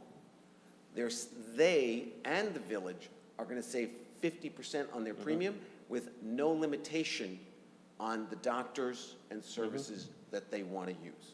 It's all the same. It just saves 50% on the premium. And at the end of the day, that higher deductible, the village is picking up, which at $118,000 is well worth it. And you called this a creative solution. It is a very creative solution because this was the 36% increase for the village and for staff was not a good option. It's a train wreck. And Mayor, It's a train wreck. Mayor, just to put this in perspective, the Direct 10 plan, which is the Cadillac of state health care, that our employees, great majority of our employees are enrolled in, for a family plan, will be $68,000 a year next year. That's a 36% jump from this year to next year. And, I mean, what's crazy about that is we hire a laborer on the Parks Division for $55,000. So if we were to hire somebody new at the Parks Division, we're paying them a salary of $55,000. Their health care cost, if they're on a family plan, is $68,000. And I just say that for comparative purposes, because of that $55,000 a year salary, they're paying a certain percentage of that salary into offset the cost of the $68,000. So there's a benefit to the employee, and there's a benefit to the village. So there's three costs that you have to take into account. There's the new premium on the high deductible plan for those employees who elect to do this. There's the cost of populating the out-of-pocket debit card that employees will have, right? And we pay as we go with that. We're not putting a certain amount on there. We're paying up until the deductible as much as is needed for that employee based on their visits that year. And then we have the administrative cost to operate the difference card. So those are the three out-of-pocket costs for us. Go back but to it the is second one. significantly less than what we would be paying if we stayed in Direct 10. Okay, so the second cost, right, is the taxpayers are gonna pay for the difference in what our employees now are gonna have to eat via the higher deductible. So we're off, now, are you saying that we're gonna save enough money in the plan overall that that will equal out, or are we gonna be paying more than the? Significantly. Be ahead. Significantly. And I can share those numbers with you. So I'd like to see those numbers, but if that's the case, and I don't doubt they are, that's a really good win and a really good response to, again, a real train wreck of a situation that we were handed out of Trenton. Yeah, and listen, I can sit here all night and talk about the deficiencies with the state health benefits plan. I will bore the heck out of all of you. But, you know, we're at a crossroads with state health benefits. Between the time that these rates were approved in September and even before that, we sort of had an inclination of what these numbers were going to look like. We shopped around. We went to group insurance funds. We explored going back to being self-insured, which I think there was a stint here. Heather can fill in the blanks there. But there was a point where we were self-insured. That can be risky for municipalities of this size. But we explored multiple options because we knew that a 36% increase was just unsustainable going into next year's budget. This is what was really the only option, but also the best option as far as savings goes, because even the group insurance funds like the BMed, they're going up, 22, 26%, whatever that number is for those municipalities who are enrolled in a group insurance fund. The other thing I'll point out is that we really followed the template that Ramsey took, and I've been talking to the business administrator up there, Bruce, for a few months about this. They went to the high deductible plan. They enrolled with the difference card, and they did it last year when the increase went into effect last year, and it's been overall very successful. What they're seeing now is with a 36% increase on Direct 10, which is what most of our employees are enrolled in, they're seeing a lot more employees during this open enrollment period move to the high deductible plan and take advantage of the difference card there. So it's different, right? Because there's a different way of paying, although we're covering all their out-of-pocket. Right now, they have a $10 copay if they go to the doctor or the MediCenter or what have you. We'll be picking all of that up. So there's incentive on the employee for savings. There's a little bit of paperwork that needs to be done, comparing bills to EOBs and things of that nature. But based on what the employee is going to save and what the village is going to save, I do think that we will have a significant amount of employees sign up for this program. And correct me if I'm wrong, you referred to Direct 10 as the Cadillac plan. Mm-hmm. This is going to be the same plan. Right. So it is still the Cadillac plan. It's just going to cost. There's a higher deductible. But that they're we're not, picking up. But they're not going to know about that. Correct. They're just paying less. We're also paying less. But they maintain the Cadillac plan because, look, at the end of the day, we all need good health insurance and we want our staff to have good health insurance. So they're not giving up anything for those who sign up for it. So just one point, and by the way, again, very supportive, this sounds great. When you say it's not going to cost us any more money, is that compared to our costs now or compared to what we're expected to pay with the 36%? It depends, I'm reluctant to put out specific numbers on savings. Right. Because we don't know how many employees are going to enroll by next Friday. I'll have a much better handle on that the week after next. But we're going to see a substantial reduction in what the potential increase would have been for next year. I'm sorry, but so potential increase, but how much more? In other words, what is the impact going to be on next year's budget? Do we know that yet? I don't know until we know how many And employees I get it, enroll. it's the lesser of two evils regardless, because we're obviously not going to swallow a 36% increase. The So impact how- of the 36% increase can only go down for every employee Gotcha. that signs up for the difference card. So I'm absolutely a yes vote on this. I thank you for the creativity. I will have some more questions though, Keith. Sure. About what the overall cost is going to be. It sounds like this is going to be a net increase over what we budgeted for this year. Understand, like, we're going to have to pay more regardless next year, and this is going to, this is going to mitigate that, so I'm very supportive, but I'm going to have some more questions on it, but certainly for tonight, I'm a yes. Once we know through open enrollment how many employees participate, it's my intention to have Brown & Brown in here to make that presentation, so we're all eyes wide open going into next I'd year. appreciate that. Thank you. Well, and also, it seems better than Cadillac because the copay goes away, correct? Right. And so that should incentivize our staff to be healthier, weller, and attend more frequent doctors. So that's like, it seems to me like from a staff perspective, that's a better plan. The only question I have is a change of life, like if you have a baby during the year, can you? Same rules apply. Okay, thank you.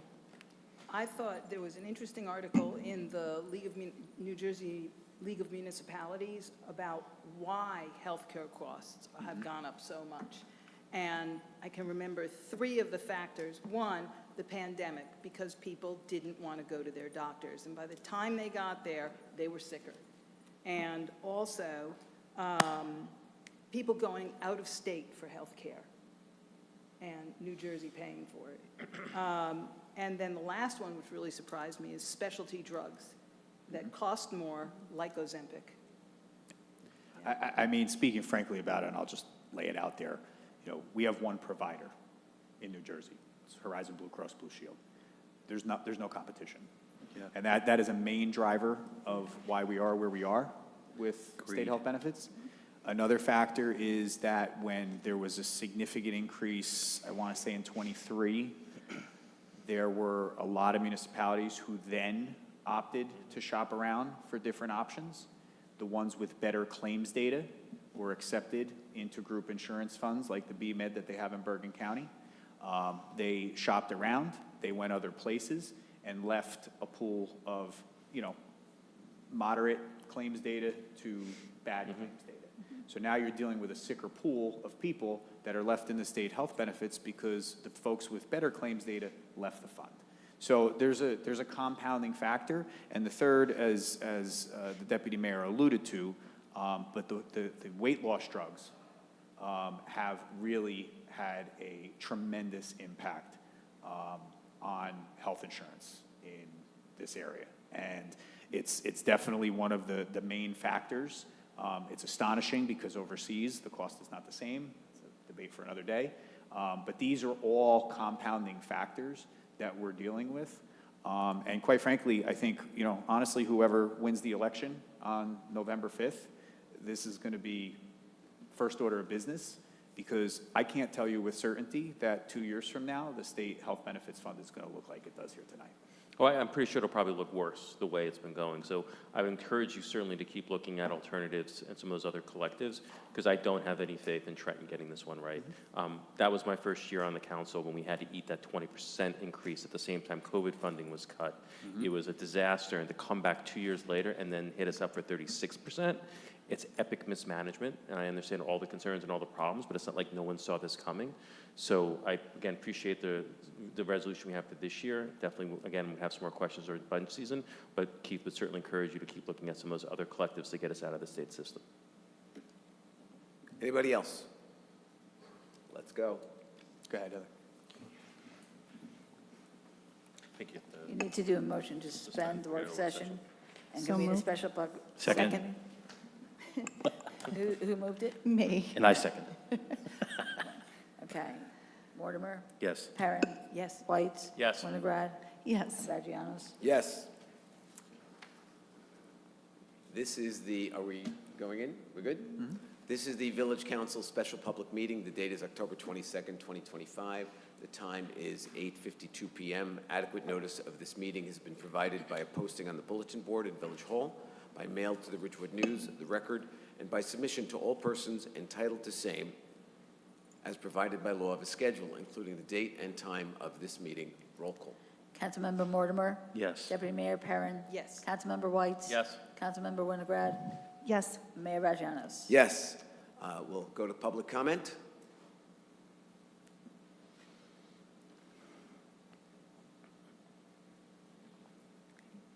No? No? Just Okay. check. I think this is limited to just the issue that we were just discussing. No, it's not a Could be hearing. all- Okay. It's regular public See, comment. Yeah, they can They talk can do about whatever? it. No, they can Anything. talk about anything. Oh, if that, Not because I know even- what they're probably here to talk about, so if they did want to talk about, it, I guess they could, but obviously it wouldn't be germane to the insurance piece, But they can. but they can. Okay. Then, seeing no one, we're going to close public comment. Okay, the following resolutions, number 25-417 through 25-418, will be adopted by a consent agenda with one vote by the village council.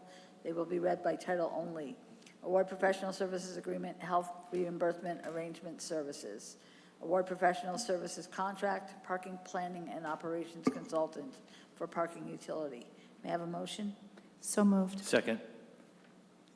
Mortimer, Yes. Perrin, Yes. Whites. Yes. Winograd, Yes. Vagianos. Yes.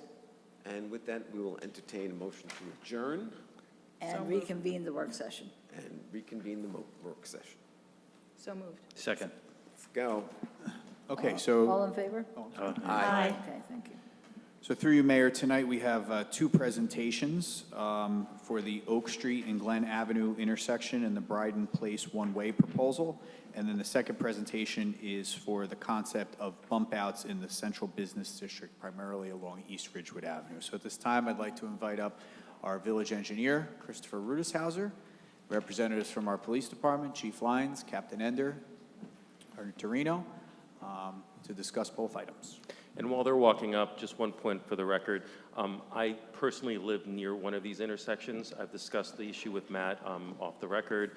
He advises me I do not have, because I have no special interest in it other than I live in the neighborhood. I have no conflict, so therefore I'm just want to make the folks aware that I do live in the area, but I'm not electing to recuse myself on the matter.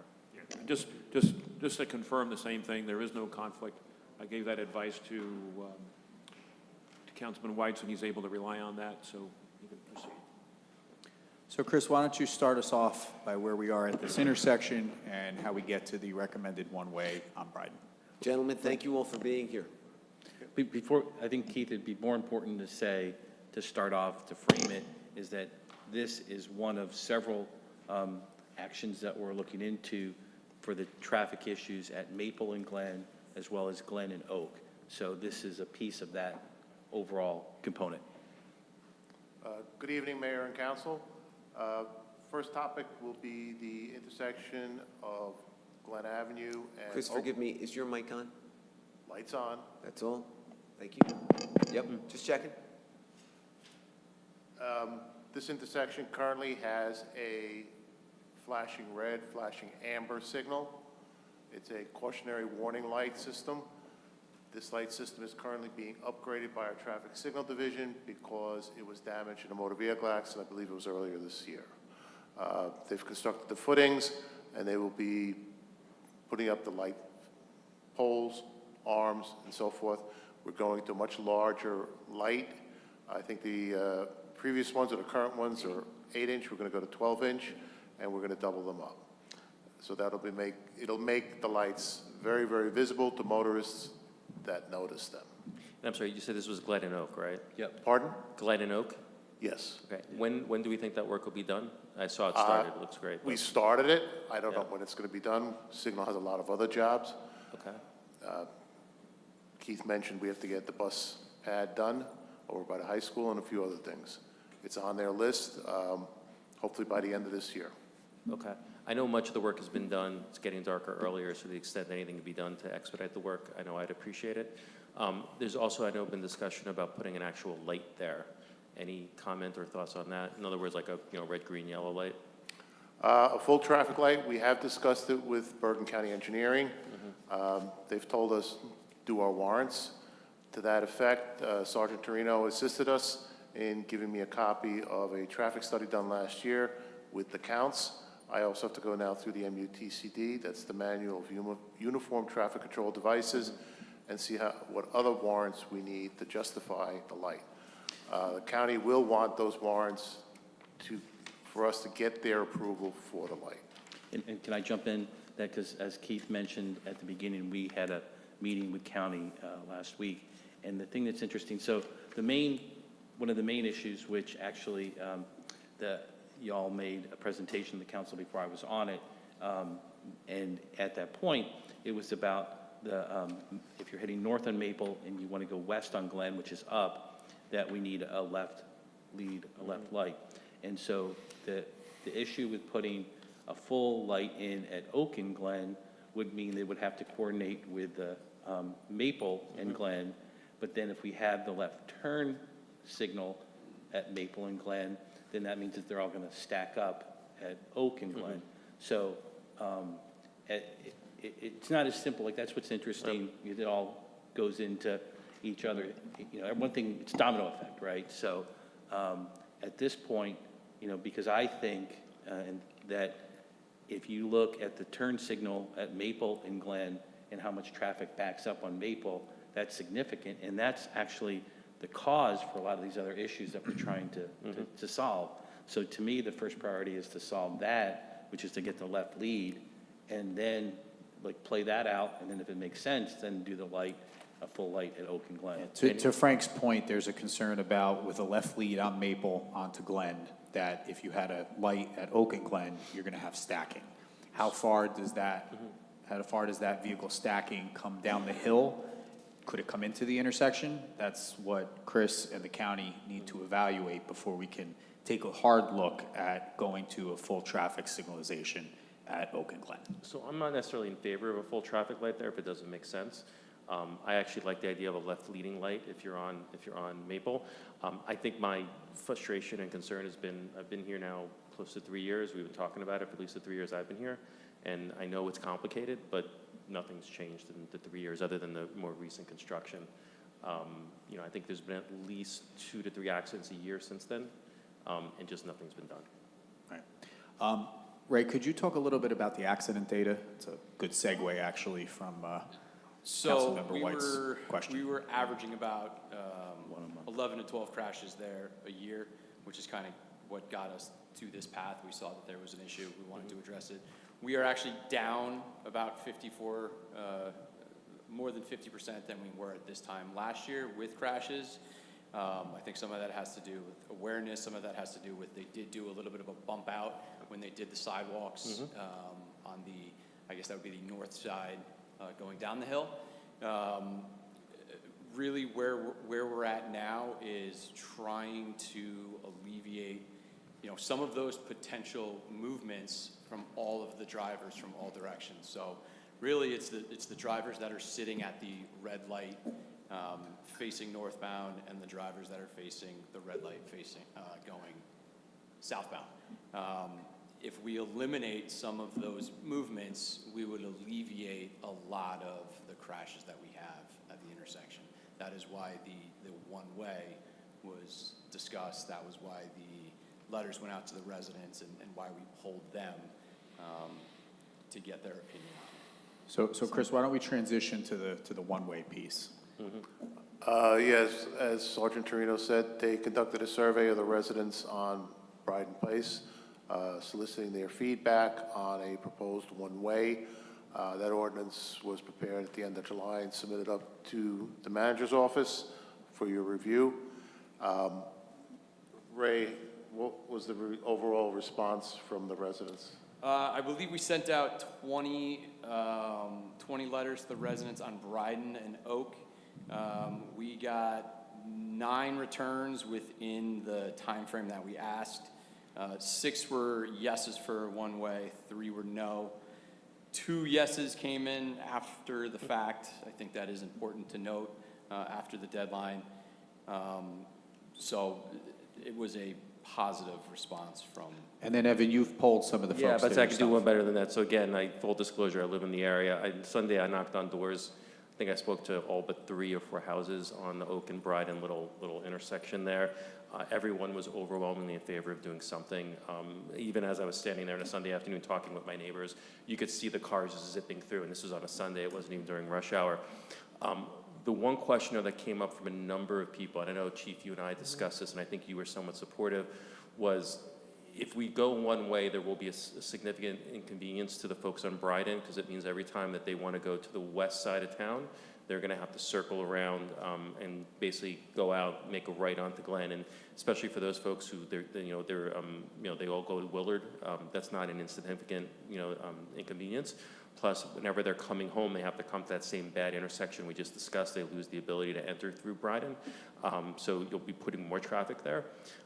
With that said, the consensus, and I'll say this as somebody up here in the dais, was if they've got to go one way, because the problem is that bad. But what I heard a number of times, I know I'm personally supportive, and again, I think you were as well, was before we go the more drastic route of making Bryden one way, was just to stop right-hand turns onto Bryden coming from sort of the north. And I know we discussed either doing it 24/7 or maybe just doing it like you have on Linwood, where you have certain right turns are not allowed during rush hour. That, I think, would stop the folks that are cutting through, at least in that one direction, which is the predominant direction, but still would preserve the ability for those folks in Bryden and Oak to utilize, to not have to make that, to be able to come up Bryden so they don't have to loop around every time they want to drop their kids off at Willard. I see you're chomping at the bit, so please go ahead, Chief. I was going to say, I spoke with the engineer about that, and the only kind of issue that we have with that is, again, that requires county approval because it's a little bit out of the norm. So they're mostly in favor of one-way streets. They're a little bit harder to convince about no right turns off of major roads and stuff. I'm not saying it's impossible, but I know the engineer would actually have to get with them and kind of propose that. The ones on Linwood have been there for 20 plus years, and when we address them, they're kind of, the county is kind of not huge fans of them. That being said, I'm not saying it's prohibitive. I'm just saying that I don't disagree with the idea. I think it might work. However, it's just a hard enforcement issue for us. Like, we're going to have to get out there and create more enforcement, which we're able to do in the beginning. It's just a matter of actually getting to the county and having them green like that to kind of see how that goes. So are you saying that then the county doesn't not have to approve a one-way, but they would have to approve a right-hand turn prohibition? No, I think they have to approve the one-way. I think the one-way is like a standard thing that they're more readily approved. Right. The no right from a certain area, they're a little bit more reticent to approve. At least that's what I'm getting from, I'll let Chris speak to that. He knows this better than I do. But he said that those are, you don't see them as often as you do the one-way streets. And correct me if I'm wrong, because it came up at one of the CSAC meetings with the no rights on Linwood, that those weren't really effective. Is that correct? Enforcement is the reason they work. I drive on Linwood frequently and often. Even to this date, there are a number of people who will make the improper right turn during the prohibited time frames. One of the things we also did on Walthree is at the intersection of Walthree and Shelton, we reversed the stop sign so that Walthree now has to stop, full stop, before the motorist continues going up the Glen. We feel that has helped dissuade some motorists from using Walthree off of Linwood Avenue as a cut through the Glen. I mean, I have to think that most folks would respect the sign. I get it, some folks are not. And I know, Chief, you don't have an unlimited amount of, folks on duty, but I imagine every now and then you could park, one of your folks out there at the beginning. What I don't want to do is have another 2 or 3 months go by and nothing gets done. Can we potentially go to the county like this week and get their temperature? Because it sounds like we got to go to them regardless. Right, and maybe give them the choice. But what I don't want to be doing is have done nothing by Christmas or early next year, and then be having the same conversation again. If we need to go one way, go one way. But I could tell you that there was a strong consensus that if there's a less drastic means, because it's going to be a lot of folks, then you're going to be routing around to that lousy intersection we were just discussing. It's going to inconvenience a lot of folks in those two little blocks. Again, they're willing to do it because the problem of the cut-through is that bad. But I'd like to see us look at a less drastic way of handling it, while at the same time, bringing our safety, in check. And of course, we would patrol that area, especially when something's new. That's what we did. Anytime we do improvements, like we did new sidewalks or anything like that, new traffic patterns, we're out there in force for the first couple of months. It's just, long-term, we have a lot of linear roadway. It's just not possible. But that doesn't mean we're not out there. We still write tickets for the Linwood ones. It's just on occasion. Yeah, the enforcement piece doesn't bother me. What bothers me is I don't want to go to the county and again have another 6 months of discussion.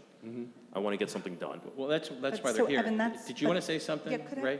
I just add just a couple things? So first of all, not in a mean way, but we're at a workshop discussing action, which is something. So we have to, and I'm very grateful for this something. I also want to lighten it up. As you know, I'm a big walker, and when we were kids, Passaic and Hudson were both two-way streets, and people still get it wrong. So I know we're going to talk about that corner, but good luck with the sign, because if I'm walking, when I used to walk Seamus, I would say 50% of the cars try to turn down the already one-way. So a sign suggesting no turn isn't going to work. And the same thing, I know Frank came over and looked at it with Prospect and Maple, and we've talked about this. There's a small section, I think it's Hillside. It's actually in Glen Rock, and you guys went. The one way is the only way, and it's the only way because people are not paying attention. They're all respect to signs in general. People aren't, they're just going to blow through them. You can't enforce it. In the central business district, you see a significant amount of people trying to turn the wrong way down Hudson Street, like you could get picked off by a car, which is why I support the bump outs on that corner. But I do think it's extreme. And you remember the top of Spring also used to go both ways, and the neighbors didn't like it, but it's the safest option to make Brighton one way. And I would bet, if I was allowed to bet up here, which I don't know if I am, $50 that the first week at least 25 people still drive the wrong way up the one way. I'm sure of that. Ray, could you please? So yeah, there obviously will be enforcement that will go along with either of them. As drivers, I think that when we look at a sign that says no right turn during a certain time and a one-way, there's really no ambiguity with one-way. You're not going to say, well, let me roll the dice and go up the one-way street. No, it's a one-way. You're wrong 100 times out of 100. Somebody else is going to see a sign that says no right turn between 4 and 6 p.m. They're going, well, I went right there the other 22 hours of the day and had no issues. These 2 hours, do they really matter? Unless we're there, they're going to do it for those. And they're going to do it those like hours. at top speed.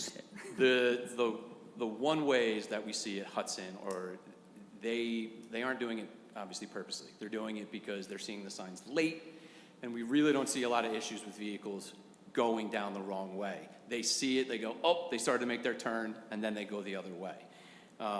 In terms of being a traffic officer, being a parent, living on a side street or living on a main road, if you're telling me that you can take more than 50% of the traffic off of my street and make it a one-way, and I can be outside with my kids and do that, to me that's a home run.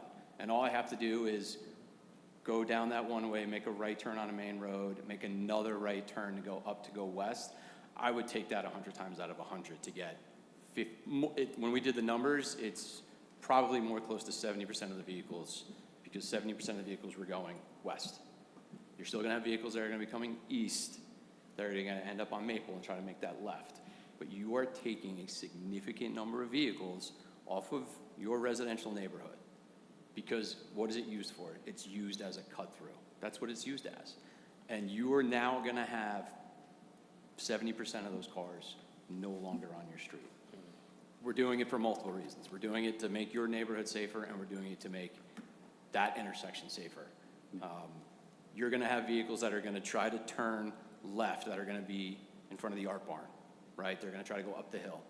There is going to be no cars facing them trying to go straight. There are no cars that are going to be facing them going left. I don't want to say no, because the residents are going to be coming out of that location. Minimal traffic. So we just got rid of 2 vehicle movements from that direction. People can't go People are not going to be coming out of there trying to go up the hill making a right. People aren't going to be going straight into town, and people aren't going to be going left down the hill from there.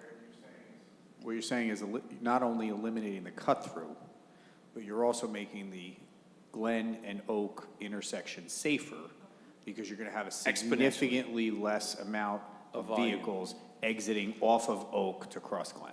Yeah, exponentially, you're going to cut that down. I didn't think about it like that, so that's interesting. And I mean, I understand, Evan, that you would rather do a step it and to see if that works, but having, really immersed myself in public safety as in the CSAC discussions, and that well over, it was like spring of '24 when Ray was here to say, do one way. So I think that's what, he's the expert. No, I He's defer to saying Ray, do it. agreed. I'm not a traffic And- expert, I'm a guy who drives a car. I defer to Ray on this. So, Yeah. and your neighbors have already said yes to it. Oh, yeah. So and again. So let me make this one easier. So, like I said, I want something done. If the consensus is one way, let's do one way. And Chief, between you and Chris, that at this point is your recommendation, right? One way is definitely the safer way to go. I mean, the other way might alleviate some traffic. It's not the huge step. But the in concern is fixing what, the other concern is what the sergeant expressed. Right, yeah. And like everyone else here, Sergeant Torino is the traffic expert. I'm going to defer to him. He has a lot more training in this area than I do. But And Chris, you agree with that from an engineer standpoint? I agree wholeheartedly with what Sergeant Torino presented. I find no fault in what he presented, and I agree with him. Okay? Right. So are we? Anybody else? We're Any prepared to thoughts? move forward with this? I'm good. Timing again, we need county approval. What's the time frame on this? Ordinance is before you folks. Okay, so So- we do ordinance next month? So if we introduce this at the November. November meeting and adopt it in December, December. it would go into effect approximately, around January 1st, 20 So- days after the adoption. So we don't need the county then to approve it? Do we need a county approval? Well, That's my you would question. send the ordinance once introduced to the county for their comment, right, Chris? I would send it to the county as a courtesy. We have discussed it with the county. I don't recall them having any objections. No. Our principal contact with county engineering is the assistant county engineer, Ms. Nancy DeArgus. She's the one we just had the Zoom meeting with, was it last week? Yes. Yeah. And I guess my next question is, Evan, do you recommend that once we introduce this, or as we prepare to Yeah, introduce send this, some do folks we out. want more correspondence to go out to the residents, or do we think between the survey and your visits, it's enough? I just I want to mean, make sure I would we're like setting potentially, I expectations. mean, you're talking like 24 houses, it's not a big lift. Send folks about the public hearing, so if they want to show up, if people do feel strongly, I mean, they'll probably come knock on my door, which is fine. But, I just want to make sure that they know, because again, it's a pretty drastic step, and it sounds like, again, Ray, I'm deferring to you on this, and so I'm good with it. I just don't want anybody to feel that they weren't heard, so if we can give notice to folks of the So public Chris, we've hearing. sent out correspondence similar to that, right, when we did something like this? Beyond the survey, something saying, hey, we're actually going to do this now? We did it. We've never sent out a notification that we're having a hearing on a particular ordinance. I do. Well, she does that part, but not to the individual residents, you just do the, Yeah, never to the Normally, individual. no, but every once in a while, like now, we're asking to do it. so Heather, can your office do that? We can. Okay, that'd be Like great. when we Thank you. we tried to suspend parking on North Walnut when I was first on the council, and we notified all of them, and they came, and then we didn't. The same thing. All right, so Heather, when you do that, you would send out the It won't be notification. 200 feet, it'll just be Bryden and Right, Oak. right, Oak. Right Yeah. there, Oak right Perfect. there, at Right. that intersection. That's it. Evan, if you'd like, I would walk around and knock on doors with you Oh. so that we could I mean, it's only 24 houses. Paul, I want my neighbors to like me. But I just want to say, like, Or you can do it on your own. I kid, and I'm sure they would welcome it. Yeah, no, I mean, let's, I think that, that if we go around and we tell everybody, All right, then, want to do that? absolutely. All right, so you don't need to do the mail, Paul and I have a date. Okay, actually, if we can have some kind of a notice so that if people aren't there, we can just leave it in their mailbox and let them know we stopped by and leave our number, so they can call with questions. Ray, thank you so much. You were incredibly compelling. There was, everybody sitting on the fence, and then you laid it out. It was like, I guess this is the way to go. Thank you so much. That means so much to us who, we don't design traffic. You study this. Chris also, thank you guys so much. Really yeah, made it easy for and us. like, this is one of many pieces, and I just really do appreciate all the thought and guidance that has been presented. And again, not just here, but with all the CSAC discussions and with the county. So I think, you know, that things are moving and they're going to continue to move. No one's going anywhere. Just moving on to the next. No, item. and before we do, I know we had talked about signage on the uphill side of the trestle. Yeah, so that's happened. Yeah, it's done. We installed an LED Yes. illuminated warning sign. Looks great. Excellent, excellent, good. It's not on the uphill side of the trestle, it's on the downhill side of the trestle. Excuse me, that's what I meant. That's what I meant. Oh, no, you are correct, because originally we were thinking on the uphill side of the trestle, but that's a very shaded area, and we probably would not have gotten an adequate recharge on the solar cells. We're talking about the western side of the trestle. If you're heading Eastbound. You're heading eastbound. Yeah, eastbound, it's on the yeah. eastbound side of the trestle. Yeah, that's what we needed. Right. Not and- on the westbound Great, side. and that's already, It's all done. And- excellent, thank you. And what Chris is saying is that Signal's recommendation was to put it east of the trestle as opposed to west because of the sun that's there. And so where it is, I think is actually very effective.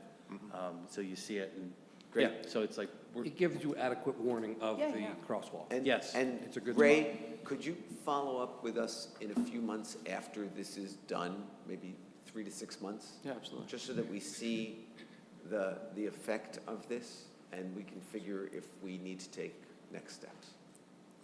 Mayor, there's also one other thing to keep in mind. In our discussions with the county, we raised the issue of an interlocal agreement.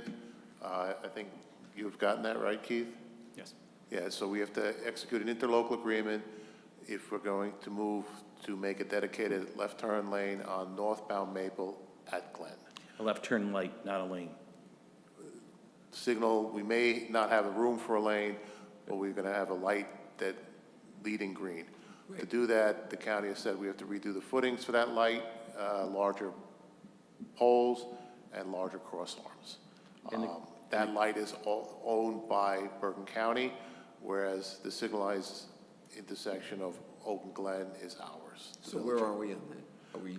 We're gonna have to work out a interlocal service, shared services agreement with the county. The process with them is a lengthy, long, drawn-out process. And that's what the meeting was we had last week, Mayor, to get that started. And the good thing is that we only have to replace 2 of the lights, not all 4 of the poles, because 2 are, like, if you're on Glen and you want to turn on Maple, you have a left turn lane and a left lead, so we only have to do the other 2, which makes it less cumbersome. But as Chris said, it's You'd only be improving half the intersection. And We have begun that process. Yes. I've already requested the shared service agreement from the county engineering department, so we're just waiting to get the draft. Good. And I'd like to say one last thing, Mayor, is I'm learning more official terms for lights and signals than I ever thought I would. Yeah, just don't use them with me. I like the regular terms, so. Thank you all. No, I've got one more. No, I know, but this is a big issue. And we have too many accidents there, and Evan and Frank, thank you both for, staying on top of this. Really, great move. So through you, Mayor, the next issue are the proposed bump outs in the central business district. So just to give a little history on this. So bump outs have been discussed various streets down in the CBD for a number of years. In 2027, we are most likely to pave or repave East Ridgewood Avenue. And when the engineering department repaved the tree streets, we did it in such a way that the start of the pavement was inside of the crosswalk, so to speak. So it allows us to move to install bump outs at the intersections along East Ridgewood Avenue.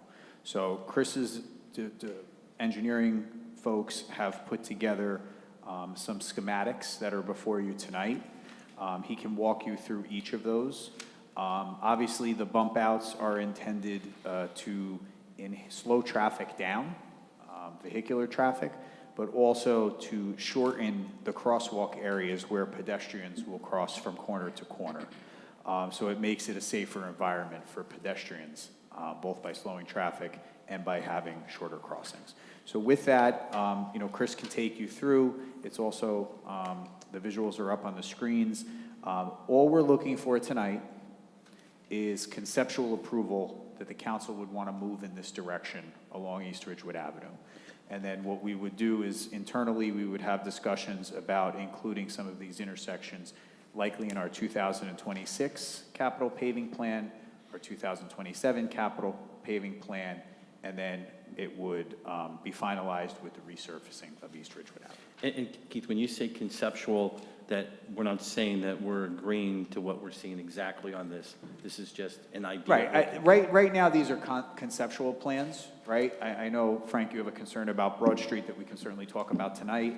But what I'm looking for is direction from the council to the engineering department that they should move forward with finalizing bump outs in each of these intersections as we get to the 2026 and 2027 capital paving plans. And just guys, before we start, effects on parking spots, it looked like, am I correct to see that we're actually adding parking spots?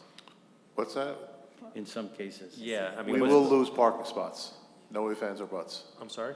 We will lose parking spots. How many are we losing total? That depends on the individual intersections. For example, we're not permitted to allow parking within 25 feet of a marked crosswalk, correct, Chief? Yep, 25 feet. So, and then we have to see, like, this first example here on Broad and Hudson Street, we want to narrow the width of Hudson Street. We still want to maintain 2 lanes, a lane to make a right turn, a lane to make a left turn. However, we want to bump out the northeast corner to reduce the exposure of a pedestrian in a crosswalk, both crossing Broad Street and Hudson Street. The other thing that we have found out when we build bump outs in the village, they help tremendously in making the motorist more aware of the pedestrian because it projects the pedestrian further out into the street, but still on a safe sidewalk. An excellent example of that we built was at Franklin Avenue and North Broad Street by the train station. Yeah. That was a really good location because the sidewalk came up from underneath the trestle bridge, put the pedestrian in a very visible spot. I think you guys haven't had too many accidents. Not there. And so there's other spots through the CBD over the years that we have done bump outs. They've worked very successfully. As Keith mentioned, they do also act as a traffic calming means because they slow traffic down. Cars negotiating a turn have to slow down. Slower speeds in the central business district, I think, are only a plus. And, all right, the first example, as I said, is over here on Broad and Hudson. Chris, wait, can I just ask a general question? So I read all the information in the streets. There's one corner that's missing. Can we add a corner maybe into this based upon cost? Because the corner that I think has the longest crosswalks, and we don't have to talk about it tonight, but it's a workshop, is Chestnut and Franklin. And if we're doing bump outs, I mean, you know, I'm a big walker, as everyone knows, and so that corner has been forever. So we need to treat Franklin as a separate. Because of the county? It's a county road. There's a history there. Okay. So I would ask that the conversation tonight focused on East Ridgewood and what's before you tonight. Okay. And then we can revisit the Franklin thing as we move forward. I just wanted to get it out of there. I know. Because it You is, know, I support that completely. I just feel like we never talk But about yes, it. we'll do that, we'll do that another night. I wasn't here for it. I've heard bits and pieces. Yep. There's a little bit of a history with the Franklin Avenue piece. Well, So, you missed the Girl Scout flags.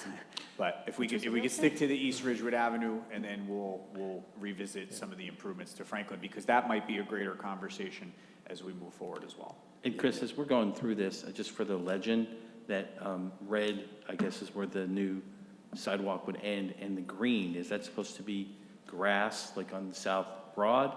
Like, and there's... Green would indicate landscaping. At the corner of the parking garage, Jovan, who designed these drawings, shows 2 trees, shrubs. Again, they could be very pretty. It gives a little green effect. Most of the red that you see around the proposed curb, that's the brick band. We'd have to buy another tractor trailer load of the decorative bricks that we use for the brick band because we don't have enough left in our storage. Okay. I just want to, thank you. Okay. So one of the main issues we see from the police department is when we're looking at crosswalks, we don't see the pedestrians entering the crosswalks. Mostly it's because they're coming right off the sidewalk, they'll make a quick turn, and they're already in the crosswalk. This alleviates a lot of that, because now, if they're walking on the sidewalk and they make a left, they're still on a bump out. So it's gonna allow the vehicles to see pedestrians before they actually enter the roadway, which is why these have been successful. Yeah, and it shortens the crosswalk. And it also shortens how long they're in the I mean, crosswalk. that's really for me, I mean, sometimes you're crossing the street and you're out there for a long time before you get to the other side. Yep. So, So what I notice is I'll be driving and you don't see they pop out, Yeah. and because there's a car parked right there, you don't see them until you're already into the crosswalk and they're in the crosswalk. So this would alleviate that, so they'd actually be on a separate spot. That Yeah, no, the bump engineers outs are speak. great. And like I said, well, you were there at CBDAC meet, the cross, that they were asking for. Like, it's funny that when we get to the next one, that was specifically asked for at our meetings. So can I, and Ben, I'm supportive, this is all makes sense, getting to defer to you guys on this. I do want to come back to the spots, but also the last page. Well, let's go through them one at a time. We'll go through one at a Let's time, go all in right. order. But if you could focus also when you show us how many spots we're going to lose or gain, if you could highlight that, I'd appreciate it. Well, okay. All right, this is drawing number 1. If we can go to drawing number 2, that shows the intersection of Broad, North-South Broad, and East Richard Avenue. All right, and this one I want to talk about, because I Heather, can you move it, or I don't know if this thing works? That worked. Yep, there you go. Push hard, I guess. This is one of our interesting intersections. As you can see, the crosswalks don't all align. There's one over there that crosses East Richard Avenue that's very much a diagonal. No, that's been doing that all night. One of the things we propose there is straightening that out with a bump out on East Richard Avenue that again will shorten the crossing distance that a pedestrian is exposed to vehicular traffic. So I have a lot of questions on this one. I want to Sure. start at the northwest corner. Because what I'm seeing here is that we're going to eliminate the turn lane, so we'll have one lane there as opposed to two. Yes. And from other discussions we've had when we do that there's going to be a traffic backup. And so my concern is that going down to one lane, that traffic's going to go all the way to Franklin. I don't think it'll go all the way to Franklin. However, we do have a lot of storage volume on North Broad Street for that traffic. A lot of what, I'm sorry? Storage volume.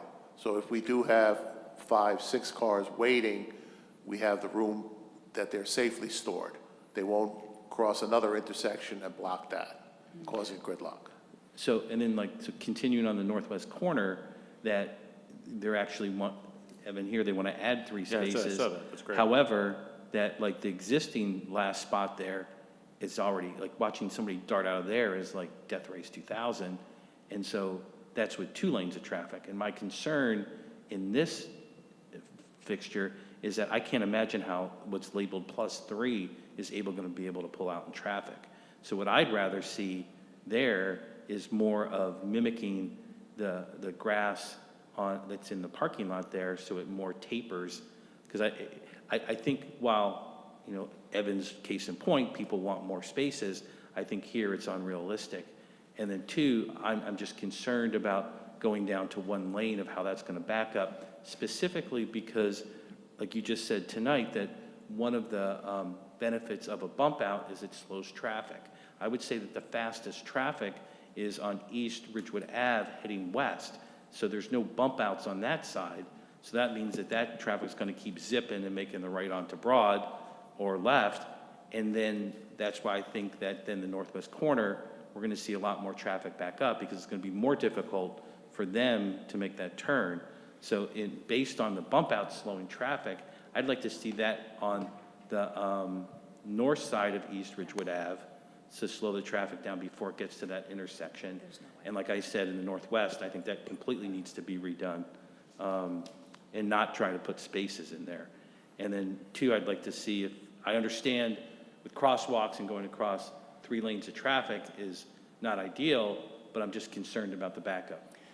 I want to just bounce off of that really quick.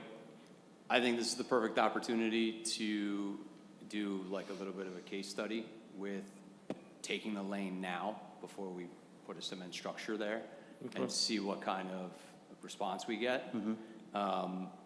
We could do it for a couple weeks, we could put the orange bollards up and basically just close the lane and see what we have.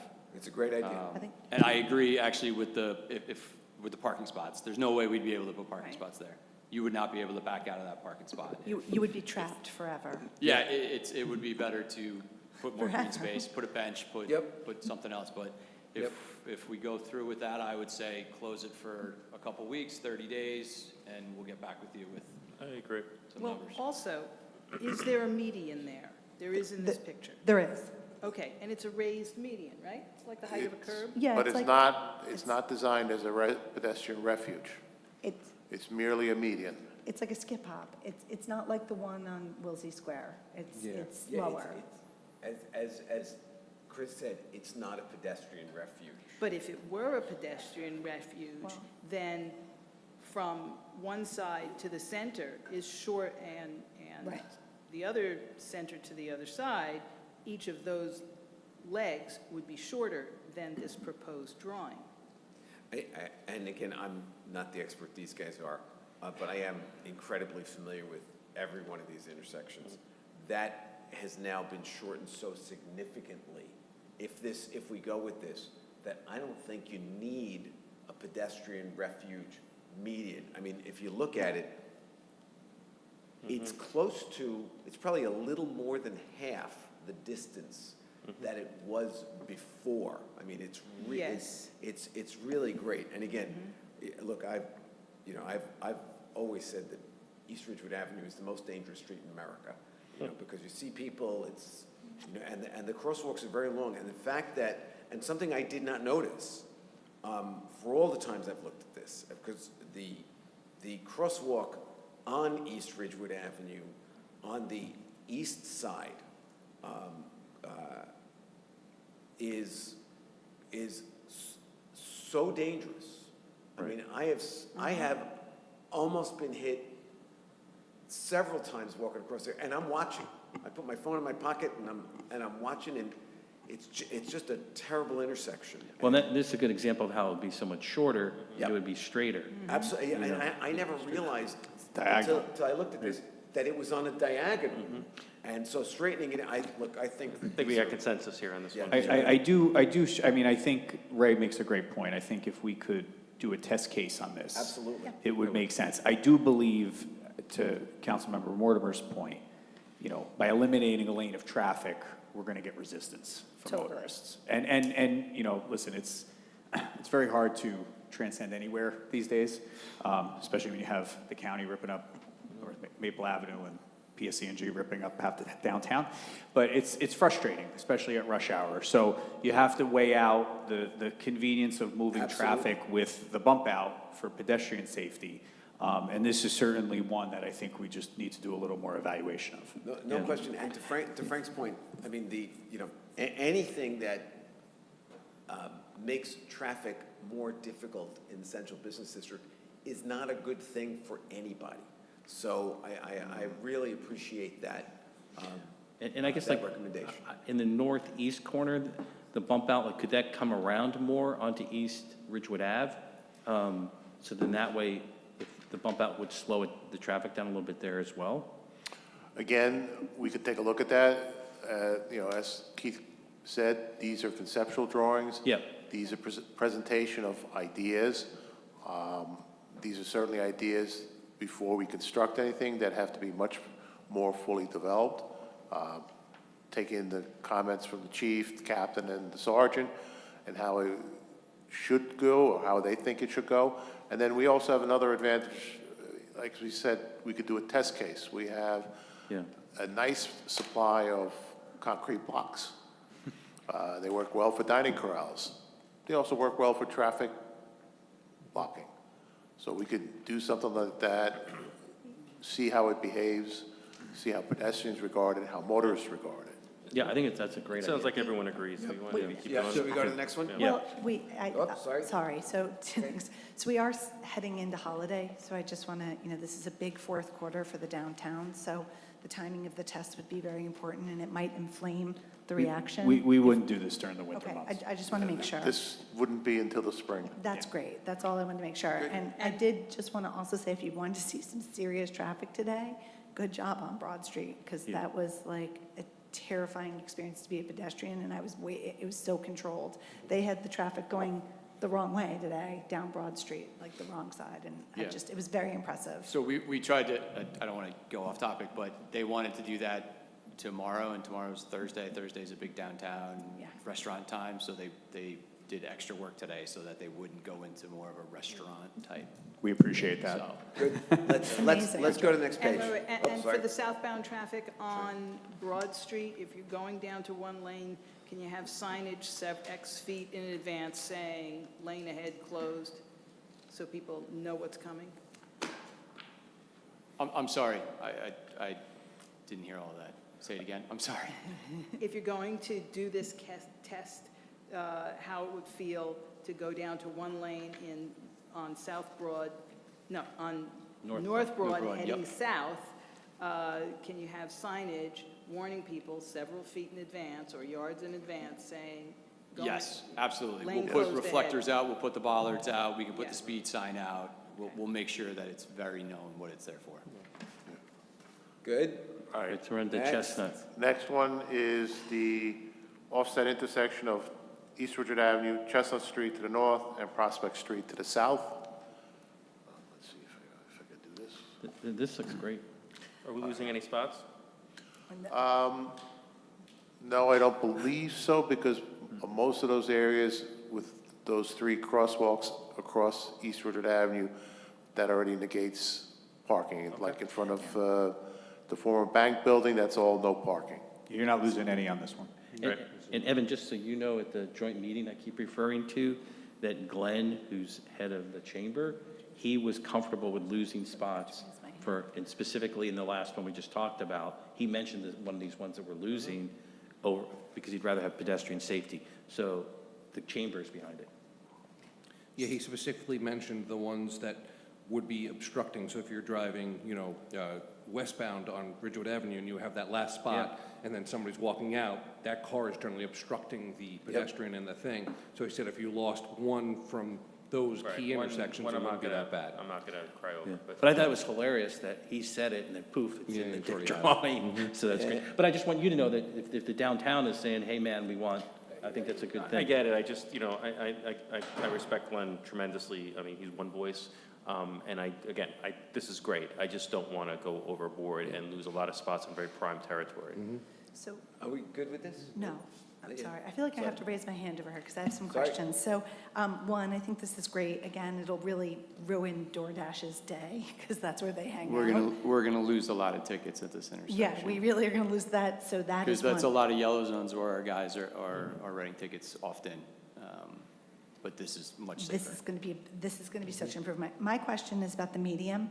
So, you know how we have the no left-hand turn, and I get asked frequently, and I've heard different rumors as to why we can't make the barrier permanent and remove those ugly orange cones that people, again, fun fact, even though it says no left-hand turn, a lot of people do, and then they run over the cones, and then I have to go out in the street and try to put the cones up. So I've heard different rumors that we can't have something hardscaped in there that's raised, because of fire trucks or whatever, but. You can, it's So- called like a Jersey barrier, So we It's called a should- what? So, a Jersey barrier, Connecticut Great. Energy barrier. so I just want to make sure that everybody understands, I understand why they're there, and I hate to be like, oh, they look so terrible, but they look so terrible, and they're not working, because a lot, and I would say at least like 10 times a week, I see somebody drive through them. Can we make that barrier a little higher, a little greener? We can something- make, one of the reasons we use those rubber bollards, cones, however you would like to refer to them, is they're very forgiving if somebody makes an error or makes an illegal left turn. Can we put something less forgiving? Well, that's a choice the council and the village can do, is we can make a more permanent thing, like we have the median on Garber Square as you come out from underneath Yeah, I the love row. When we redid that, we made that a little larger, we made that a little more durable. So- The other thing is, So I just want to say this, I want to have the discussion about it, because I think you have a problem there, And if there's nothing holding us back, and it's illegal to make a left-hand turn, it's such a grossed up area with the orange cones, right? And they're not effective. And I think, if you get rid of the Door Dashers, which is huge, and no offense to DoorDash, you'd have a lot less street wreckage. And I don't want to create like a massive barrier, but I think a more permanent barrier. I mean, Paul, we're there all the time. You understand what I'm talking about. It could be prettier and it could be safer. You just have to remember that we move them for all the parades that we Right. do in town and stuff, so you have to kind of design it with that in mind. You know, the 4th of July parade, downtown for the holidays, things like that, those will no longer be able to be removed. And it goes deeper than that. We have many issues where we need to flow traffic through there, whether it's for an emergency, whether it's for a detour. We don't have crashes there, which is good. We do have people that go through Car it. show. So it's a double-edged sword. We do need it at times because the fire department's working there. We have something going on, and we're just moving the bollards. Is and there a that better type of thing. temporary choice? There could be. We can get back, we can try to find something that looks better. Maybe that like can- bollard. can be Maybe movable. just something that's like, a flush. Well, we have found our experience with more durable bollards is they don't last any longer. And an example of that is West Richard Avenue and Garber Square at the Bullnose. Motorists making a left turn from West Richard Avenue to go eastbound on Garber miss and hit that Bullnose frequently and often. Right now, it's damaged. We have to replace it, but it's been hit many times. If we could look for something in the middle then, something that may get rid of those, because the orange ones just aren't working. And I understand about the 4th of July. I think they are working. They delineate what is not allowed, but as I said, they're forgiving for those people who make mistakes. Right. More permanent bollards, barriers, and so forth, aside from the freight issues and use of street issues, will have a significantly more detrimental effect on a motorist's car who makes the mistake. I'm with you. I'm going to just double down a bit, because I don't think it's such a mistake. Sometimes people crouch out there, make a conscious decision, and run them over. So understanding the chief's concern and Ray's concern about the mobility of what's there for parades and downtown for the holidays and traffic flow and all that, why don't we take a look at whether there is some sort of middle ground, something that's movable, but takes it up a notch from the orange temporary ballards that are there. And not to be silly, but you know how in some cases they have those that just go flat with the surface? Like, I mean, I don't know what the cost is on those. Hydraulic ones, Yeah. they're going to be pricey. Yeah. Very pricey. Well, no, but there's also those bollards I know that we looked at for For the the dining dining corrals, which are, they're permanent until you pick them up. Till you unscrew Take them out. Yep. And it's not a big process to, take them up and. And I mean, I don't want and to put 'em hold up back. the good work that's included in here. I just wanted to mention it, because I think it could be advantageous. Shall we move on? Yep. Good. Okay. Next one would be East Richard Avenue, Oak Street, Van Ness. And this really shortened them, which is great. It's great. Excellent. Again, how many spots? Any? Pardon? Do we lose any spots? Probably. I don't know how many. Okay. So, I mean, Keith, this is my, it's hard for me to opine on this without having that analysis done.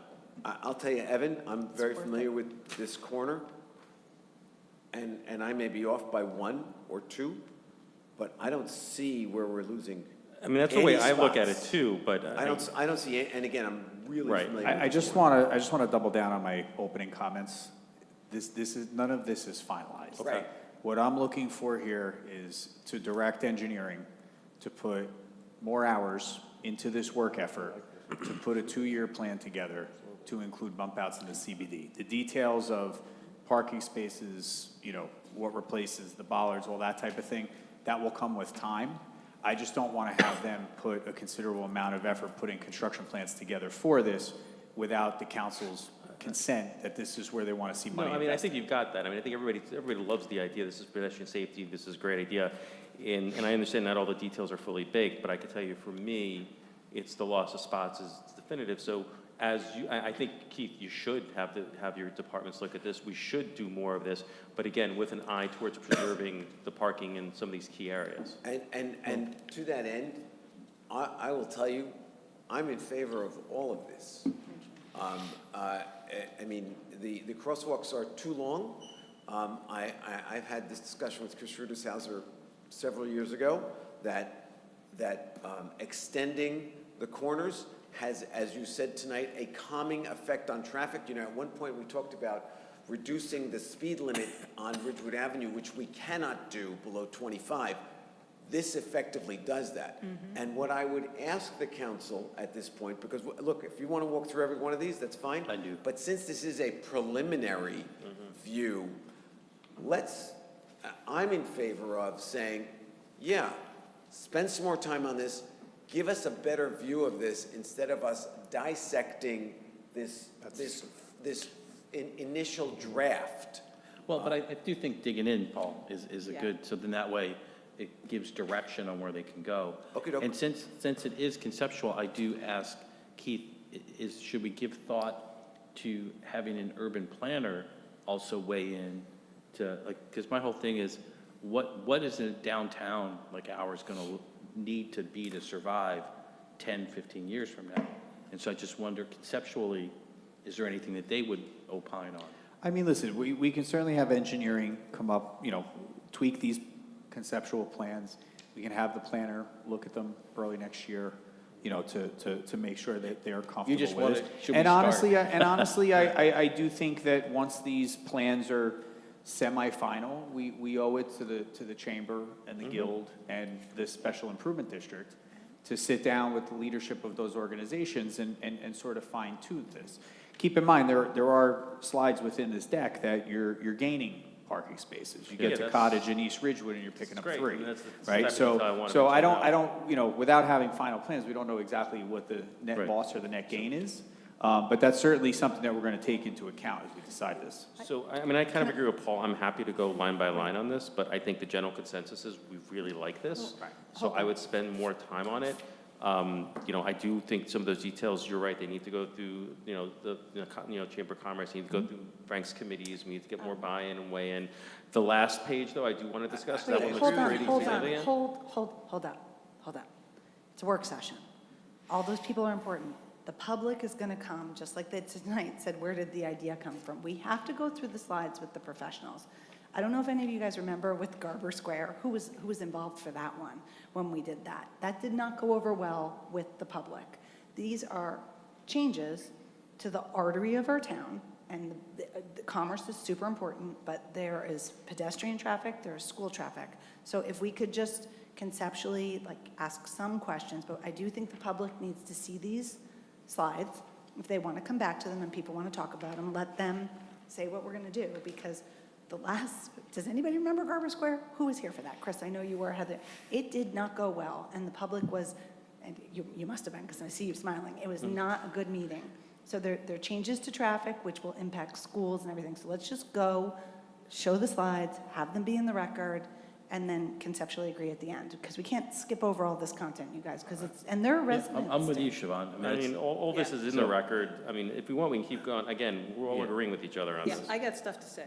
I think the consensus of the council is that they want to go through each of these. I would ask that we do it because we know that these are preliminary drawings. Let's do that. But again, let's try to avoid dissecting them completely. But with that, let's continue. There's one thing on this view that I'd like everybody to keep in mind. About 21 years ago, right, gentlemen? We did not have the rotary clock, and we did not have that refuge island. We had a crosswalk that went from Van Ness Park all the way to where Richard Coffey was. A former chief of police, Bill Corcoran, once took me aside and pointed out that on a Friday night, he could count upwards of 22 to 24 people at once in that crosswalk. That was a driving reason why we built that refuge island. It has proven to be very successful. We also made the dedicated right turn only lane for the traffic that goes northbound from Van Ness along Van Ness Park. What we show here is basically enhancement of what our previous project had been. Because we feel, engineering feels, that that was a significant pedestrian safety improvement. And Jack Harlow got his oak tree planted. And beautifying. So, on this page, it's not to, I don't know what the scale is, but there's one tiny little green spot, and if you have a really tiny green spot, I think it's going to turn to mud. So, you know, in this Well, area or... I wouldn't agree with you quite, because we put in a little bit of green spot on the bump out we did at North Broad and Franklin. Yeah, We have a tree planted there, and I think that green spot, yeah, that's very nice. This looks, that this softens looks it. way smaller. It softens the pure concrete I look. absolutely agree with you, but this So, one looks... and we do, really I believe, have irrigation where the oak tree is and the rotary clock. We Pam, do. you're talking about the one in front of Raymond's, right? She's talking about like the micro green spot. Yeah, in front of there's a really Raymond's? tiny one there. That one? Yeah, Northeast corner? We could see, we could see how big it actually is and what we could put into it. Yeah. I certainly defer to my colleagues in the Parks Department for their recommendations. and that was my next thing. Can the Parks Department handle all this much greenery? You know, run it by them. Also, run it by NJ Transit, because are their buses going to have problems making these turns? I'm concerned about that. I was at Arthur Groom today, and they showed me how the buses are cutting the corners, and they're going right over the bricks. The buses are not necessarily our friends in the CBD. So, We just had an issue on Monday where they leaked a heck of a lot of oil on our streets and didn't want to own up to it. The fire department had to put out a couple dozen bags of Speedy Dry and clean it up. And is it they on the denied all cameras? culpability. Is it on the cameras? We don't know. We haven't gotten that far yet.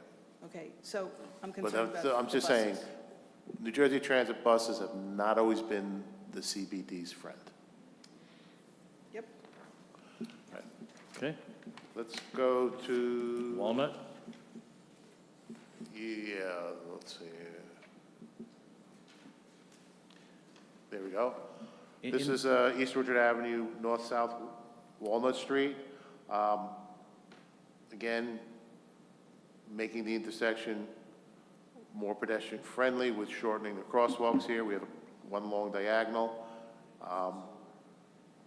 Chris, what's in the southeast corner, what's that triangle with the lines in it?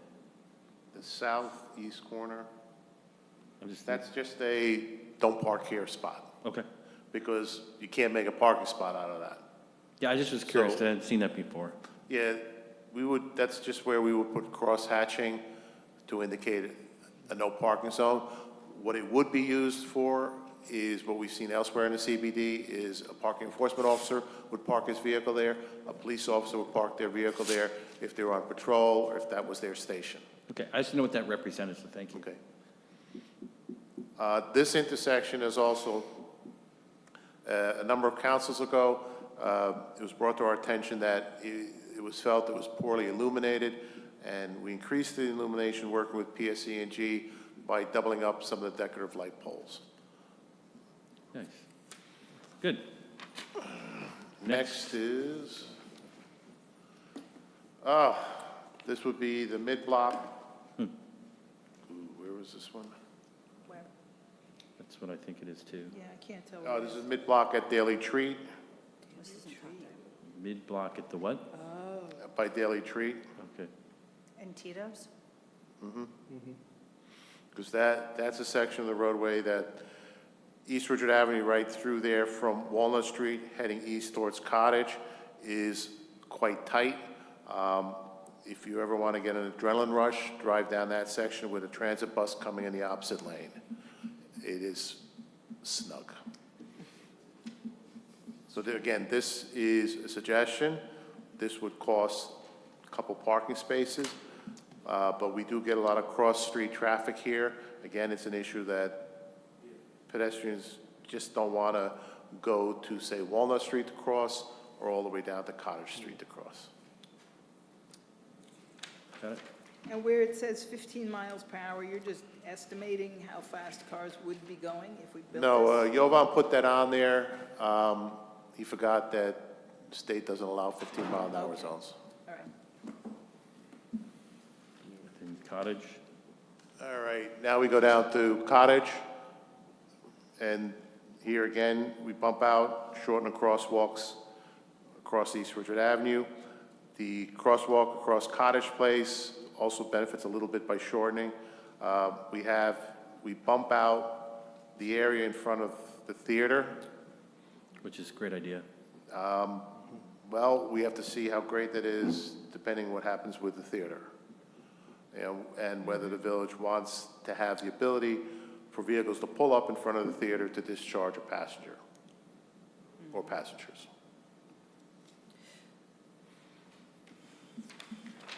Okay. Next one, continuing down to, nope. Nope. That's Washington Ave. Next one would be, let me see where that drawing is.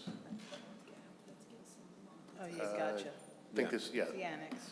This would be over by the Cottage Street lot, and on the opposite side of the Cottage Street lot is the new restaurant Tate's, showing a mid-block crosswalk and a bump-out area. This would lose several parking spaces. However, it also narrows East Ridgewood Avenue in this area because here the avenue has opened up. We show a large green island where we currently have the crosshatched, yellow crosshatched pavement markings. Again, that could channelize the traffic. We have a very good example of a very large landscaping island that we built on Grove Street on its eastern terminus just before the Saddle River. How would that affect, again, parades and other such things? Pardon? Parades, if you have a raised, That's something I would have, as part of the design evolution, we discussed with the police department, fire department, and so forth. Yeah, I mean, depending on how high it is and stuff, like, we were worried about like bollards that would actually Right, obstruct right. that we couldn't get over. If it's a little step up, it probably wouldn't be that bad for some of our purposes, but, you know, you'd have to see, like, we don't really do races in the center of town, so I mean, for parades, I think this would be okay, but. I mean, the curb on this, if we were to build this island and there was a concern, we could use a mountable curb instead of a curb with a vertical reveal. Yeah, we certainly have to run this by the property owners. I heard them complaining today. I heard one complaining today. I'm sorry, I couldn't hear you. Just about what's marked out there now.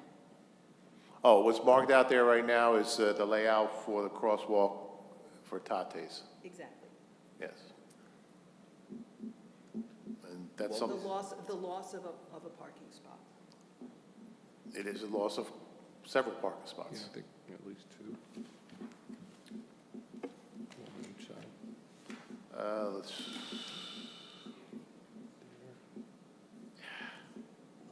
Prospect and Dayton. this is Dayton, Prospect Street. You got the Prospect Street lot.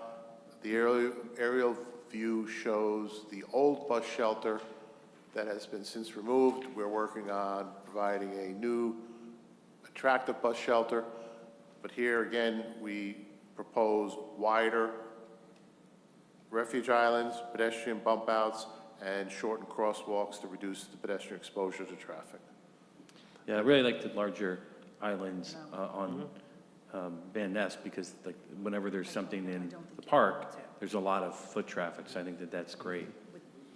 You know, this McSud Circle is so much bigger. It could be like the parks in the middle of Broadway in New York City, where people sit and hang around Yeah, could be real far. and relax. Well, again, I'll go back to the example I gave that we built about 12, 15 years ago on Grove Street. We had excess asphalt. When Grove Street came out across over the Saddle River, the roadway was wide enough to support 2 lanes of traffic, yet we only had 1 lane of traffic. So there's always a jostling of cars, who goes first, who has to go behind. Speed limit on the Paramus side was 35. Once you crossed into Ridgewood, it was 25. police department used to have a radar trap on Grove Street that did a phenomenal amount of business. My regrets is I put them out of business because we built the island. And the island now, the trees are starting to become more mature. Parks has kept them up very nicely, and it looks it's a quite attractive gateway into the village. It's a So very again, nice like here, we could do that. Yeah, this looks great, this one. And I like the next one too, the Dayton and Walnut. Again, having done different fairs and stuff in Van Nest, I think both of these bump outs at these Dayton corners are gonna help. This one, I want to double check because the only thing Jovan is proposing is on the north side of Dayton, because on the south side of Dayton where it goes down as a diagonal, we've already shortened that area, we've already bumped that area out when we redid that intersection, I think it was a year or two ago. So now we would propose to do the bump outs over at the park and across from the park on South Walnut Street. I don't feel the need for, extending the bump out that you did a couple of years ago. I think it's working wonderfully. The one on Dayton. Yeah. It seems to be a success. We haven't gotten any complaints. I feel safer there. Okay, that's good. And then the final slide, I want to just preface this. There's no commitment to this, but this is something, Chris, could you just go one further? Do you have the clicker? Oh, I'm sorry. So this is something that was kicked around in the engineering division with regard to the possible relocation of the bus station to the west side. So that's when this came up. As we were putting together some of the concept plans on the bump outs, we sort of revisited the concept of down the road, not now, no commitment, want to be clear, the expansion of Van Ness Square, right? This park has a tremendous rate of usage. In talking to Nancy Bigos and her staff at Parks and Recreation, there's a lot of wear and tear on this park because there's just so much usage. So one of the things that engineering was kicking around was, is there an ability, with some sacrifice, which would include, the loss of some parking downtown, but is there the possibility of ever expanding Van Ness Square? And what would the bump outs, if we were to do something like that, look like? So that was the purpose of putting it in this slide deck.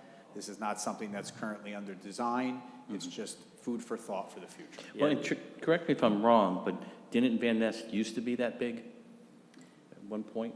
It's my understanding that it was. I yield to people who have been here far longer than I.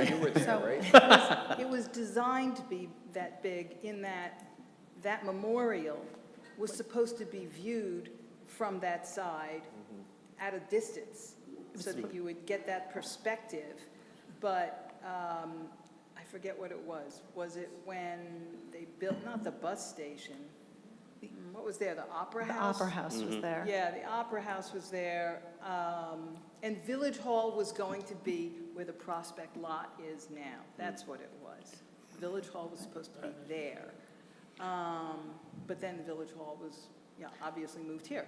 So, But at one time, this is. Yeah, I mean, regardless of the history, I'm not for this at all. I mean, I get that it'd be nice to make Van Ness Square into Van Ness, I guess, rectangle at that point, because you're expanding it out that way. But the amount of space you would get here, it's not as if people are using this to play soccer or play Frisbee. It's not a lot. I mean, it'd be great to have that space. It's not substantially more space, and the amount of spots and parking that you would lose in prime real estate, especially considering that lot to me is very safe, and it's just worded real well. This sacrifice, again, everything else I'm for, and again, my question is how many spots. This last one, I'm I don't want to completely make up my mind, but I could tell you I'm pretty firmly against. I agree completely with Evan. While it would be absolutely lovely to expand Van Nest, and if it was a handful of spaces, that's one thing. That's a lot of parking. I don't believe that the cost benefit of parking to additional park space would be worthwhile. And again, I haven't made up my mind yet completely, but I'm pretty close to there. Well, and now to play the other side, though, that I do think it merits more investigation if something like this, maybe it's not the full piece, but as Keith indicated, from Parks and Rec, and from somebody who does a lot of events in Van Ness, that it's packed. And so to me, if we have a park that's used so much and we can make it a little bit bigger, could have a significant impact. So I think that's good. And I agree with that. And I just did a rough count. That's about 40 parking spaces. That's a lot of parking spaces. And that's why I said, I like the idea. It has merit, but maybe it's not this drastic. You know, and along the same line, maybe we bump it out on the Dayton side too, because Dayton's pretty big over there. So with that, Wait, you know, can I just say, what you want to do here, have food trucks, farmer's market, car show, you can do that there now. Yeah. The way it is. It's all paved. If I were going to expand the park, I'd want it greenery. Yeah. So I'm nowhere near ready for this. I'm just not ready for this. yeah, and I have no problem taking that back to Parks and Recreation. Again, it was tied into the concept of what we're going to do at the bus station. It was tied into what bump outs would look like under a variety of options. Option existing conditions, option if we were ever to decide to make an expansion. But I'm glad to take that feedback that this is, you know, not something we're moving on to Parks and Recreation, so we can move forward with what Chris needs to do accordingly. So I think it's great that we're having a workshop with an idea that we might not go forward with, but it's a good thing for people to think about. So I love the concept of expanding Van Ness. I also want to just say some things, because when we talk about our utilization of our parks and the recovery rate, it's not just recreation. Van Ness is probably per square foot our most overutilized park in Ridgewood. And from a park standpoint, sorry, Frank, as the old parks rep, we've talked a lot about sports and this, but from pure recreation, it's overutilized. So the concept, well, I'm not going to wed myself to this design. I think it warrants a lot of discussion about how much green space we want in town, how much it's coveted. And because we don't have enough of it, the existing land is overutilized and kind of tired. So I think it's a great concept. If I were voting tonight, I would be like, I'm completely not ready. And I think the public should take this from this workshop and say, wow, that's an idea. Not one for this year, not one for next year. So thank you to engineering for putting it there, because I think it's cool to have ideas to discuss. And I just want to really stress this because, you know, we've talked a lot about grass, we've talked a lot about our parks. No doubt Van Ness needs some love and attention, and just because we don't play sports on it doesn't mean it's not overutilized. And I just want to stress that, you know, all of this is, just like I say about the budget every year, it's about determining priorities, right? And in talking to Parks and Recreation, you know, there are certain events that have grown too big to be held at Van Ness Square. And Well, as we turn the calendar into 2026, those decisions are going to need to be made by my office in conjunction with the chief's office and with Parks and Rec to tell some of those, and I'm not advocating for this design, that's not where I'm heading. I'm just putting it out there that there are some activities that have grown out of the space, and we're going to have to talk about where we relocate those activities in the village in order to make sure that it's safe and sustainable in the space where the activity is held. Yeah, and a good example of that is the Daffodil Festival. When that started, there were 12 vendors. I believe last year there was 78. And so I'd like to say it this way about this last page, is this serves as a catalyst for us to start thinking of how we could expand Van Ness. And my very last thing before I stop rambling, Keith, I have a question, is that let's pretend we find a design that we like for expanding Van Ness. Could open space dollars be used to do that? Yes. Or, And by the way, as they could be, just for, you know, food for thought again, as they could be if the intention of the prior council, which was to do something park-like at the town garage site, that would be another location where open space monies could be utilized to do some sort of park development there, if the environmentals come back that indicate that's a possibility, and if that was the desire of the council. and let me just say, I actually like the idea that Siobhan brought up, which is if you're going to expand Van Ness into Dayton, That was my idea. Which is, excuse me. Whoever's idea it wasn't mine, but I like it, because it's a wide street. And let me just say that 15 years ago, there weren't nearly as many events as there are today. Right. And those events, when you talk about limiting them, you've got a struggling downtown. Those events support the downtown, and in fact, that was for many years the focus of bringing more events to the Central Business District. And doing it someplace else doesn't do it for the stores Businesses, yeah. in the Central And Business again, District. that's where you have to balance the priorities. Right. Yeah, I mean, but it's- I'll tell you, the Easter egg hunt last year was an issue.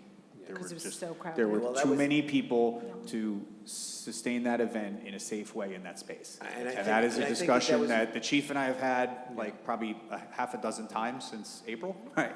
And we need to figure out what we do with that moving forward. I think that's a good example of something that has become a victim of its own success. Yeah. And so we have to look at that. And by the way, staging multiple times during the day for that, like Absolutely. these are all things Yeah. that we But- plan to have but conversations with the moving things chamber. out of that park that is an engine for the Central Business District, I'm not in favor of that. I think that there are other alternatives, as you said, staging things, other ways of doing it. Like I said, 15 years ago, there were very few events in the park. I So- think I think we all understand the importance of Van Ness serving as a driver for Yeah. community events, but also to help sustain the businesses. Our point is, on the administrative side, is we have to make sure that it's safe. Yeah, Keith, if I could just make one other suggestion. So, I mean, I'm coming up on 3 years on the council, and one thing I've learned is that when we try to do too much and we try to do everything all at once, we get absolutely nothing done. I would suggest that you focus on some of the quick hits and low-hanging fruit. Yeah. There was a lot of stuff in here that you will get the 5 of us to say this is awesome, and let's not let the perfect be the enemy of the good. And instead of spending time maybe on I don't want to pick on the last proposal, which again sounds like it needs a lot more work. Let's get some of this stuff done sooner rather than later, and especially the easy ones. Let's bang them out. So if we're walking out of here tonight with support of bump outs in the Central Business District, which is, well, I'll end where we started. Big yes, These are yeah. concepts, and we're going to direct Chris's office to fine tune these, quantify what the net gain versus loss is of parking spaces Yes. and doing some of these things, take back the feedback that the council's provided, and put together a comprehensive 2-year plan, capital budget 26, capital budget 27. That's what we're looking to accomplish tonight. Right, so we would be doing these a couple at a time. What you saw tonight, sans the last slide, some form of those concepts would be implemented over 2 capital budgets and be tied up with road resurfacing likely in the fall of 2027. And tied to the accidents as well, because we want to have the improvement. So I would actually think the order would go from Broad Street down, when you look at the proposal. And we can all think about that, but, as you go, it seems very logical to start there and keep going, because it's incremental. And it would make sense too, because as Chris alluded to, the evolution of the theater and what happens there, it would be intuitive to start at Broad and move down. But Chris, I think you have enough direction tonight to be able to take this back to your team and figure out how to move forward. Yeah, wherever the inception of this was, I want to thank everybody Yeah. who did this, because I think the bump outs are a really great idea. The credit goes to Yova Mahenzik, our assistant engineer. He's the principal CAD designer, He prepared the drawings. He will be instrumental in fine-tuning them to make them real. Great. Gentlemen, Okay, thank you great. so much. Still holding them here. Oh, boy. I'm trying to get the council a 5-minute break, so. Oh, okay. Do you want to do that? No, if they're here, let's. So we have no items for discussion under Ridgewood Water tonight. Our next item is under parking, and this is to discuss the amending of Chapter 265, which is vehicles and traffic, no parking for the bike lane area on South Pleasant Ave. So, Chris, if you'll pull up your memo and just talk a little bit about the genesis of this, the mutual aid grant that we received from the DOT and how it ties into that, and then the chief and his Captain and Sergeant can talk about the safety issues relative to the bike path. Yeah, we resurfaced South Pleasant Avenue. A portion of the funding was provided by the Department of Transportation under a municipal aid grant. The DOT's requirements on how we do these grants nowadays is we have to do a standalone project. That's been the way it's been for the last 5 years or so. Previously, we just threw a DOT designated street into our capital paving. DOT has changed that standalone project.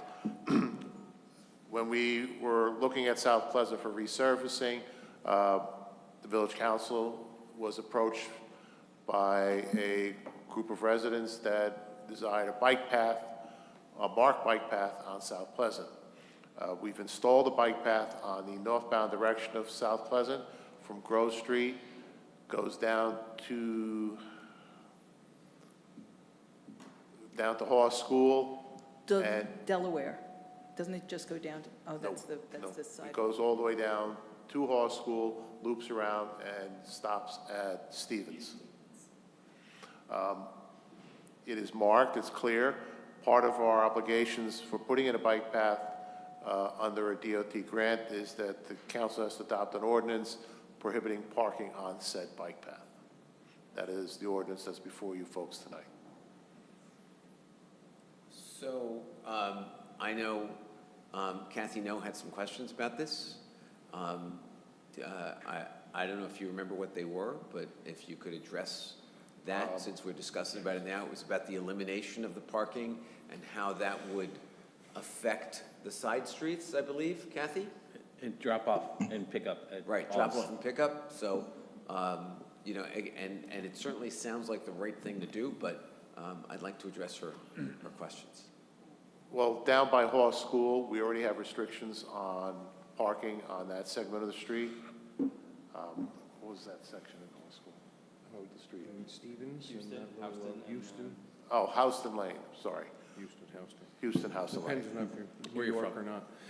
Yeah, that already has a number of restrictions, particularly on the westbound direction where Houston Lane goes from South Pleasant to Stevens. We like to move the traffic and the vehicles to the rear of Hawes School, because when they rebuilt Hawes School, they put in a decent pattern for picking up children. It's also a secure area. By secure, I mean it's out of the normal traffic stream. Yeah, the only traffic back there is parents picking up the kids, so you don't have any truck traffic, you don't have any through traffic.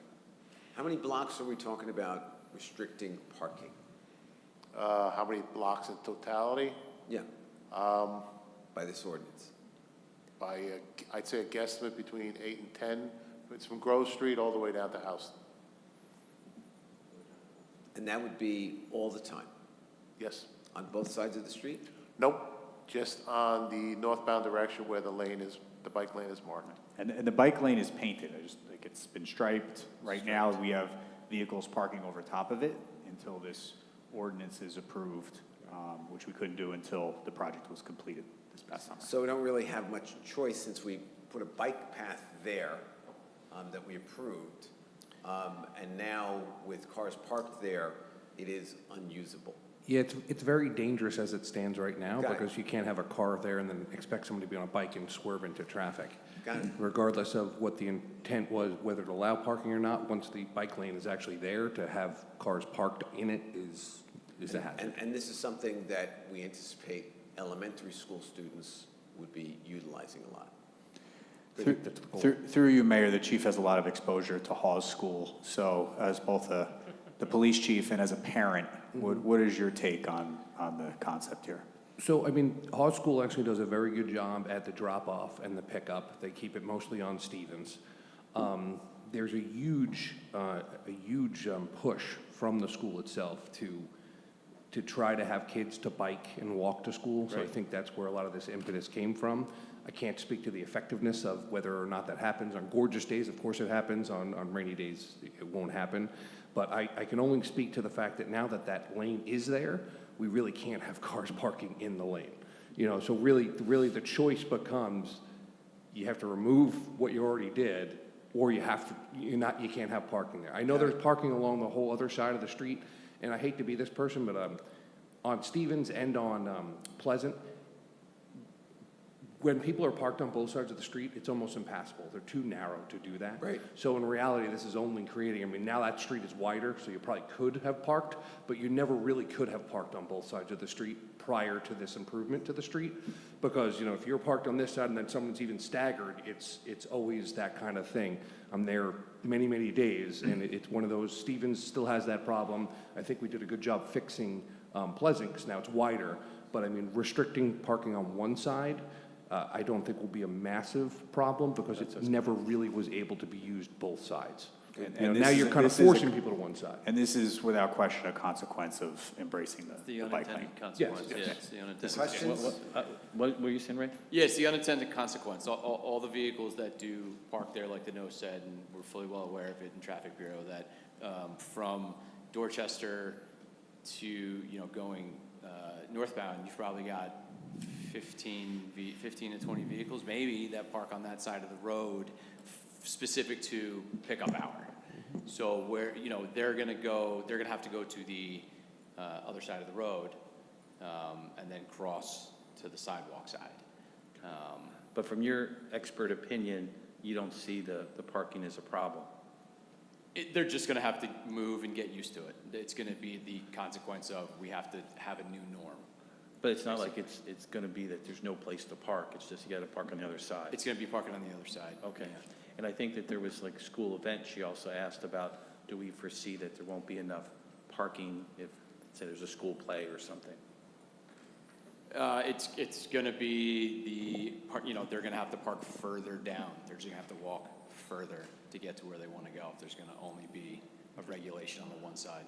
I mean, we have that problem now on Stevens. People will end up parking on both sides, whether they're allowed to or not, and it just, creates issues. So, Chief, at the request of the school, do you have the jurisdiction to close the bike lane?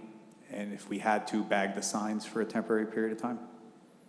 I mean, we could. We did that in one of my other towns. Yeah, I was gonna won't say, admit if where. that's- If we have like advance notice of it, and Right. that is something we can. So say, if they're having, a major event. if they're having a major event at Hawes School, and the principal calls you up and says, Chief, we need additional parking at Hawes School, and she's great, by the way, I'm dealing with her on the baseball field improvements, right? She's super. And she calls you and says, we need you to close the bike lane and allow us to park there. We could feasibly put For the back-to-school put- nights, the put something Halloween out events. that says bike lane closed, right, on a barrier, and then have signal bag the sign, or the police department bag the signs for a temporary period of time. And we have the variable message boards, that if we had advance notice, we could say bike lane closed for parking. That's something we can talk to the school administration Can I about. just say a couple things that are somewhat contrarian? So I'm just going to say it. So I was the Orchard School safety chair, and I went to Orchard and went back here, and my first day that I took Liam to kindergarten, I called my mom. I'm like, oh my, nobody walks to school anymore. Because when I was a kid, nobody drove to school. And so a huge part of my responsibility was to incentivize other methods of transportation, which is actually safer. So I want to go back to the girls. One, if every third, fourth, and fifth grader is biking, which is ambitious, think of how many less cars will need parking spaces. So we're making it sound all bad, but it's not. The other thing is that, Travell doesn't even have a parking lot. So on the messaging, you just get used to this change, because the reason for the change from the girls' philosophy and from the environmental philosophy and from the safety is that if the kids are walking more, there's less chance of being struck. So I think where I'm at is by law, we have to suspend this, which we should. And two, we need to still, even though biking is so weird in our town, everywhere in the city too, we need to embrace it. The reason we did it was to have less traffic, to promote better habits, and let's lean into it a bit. That's just my thoughts. If you say, at the high school, I know every high school event that parents are there, they encourage carpooling, right? Because good luck finding parking or walking.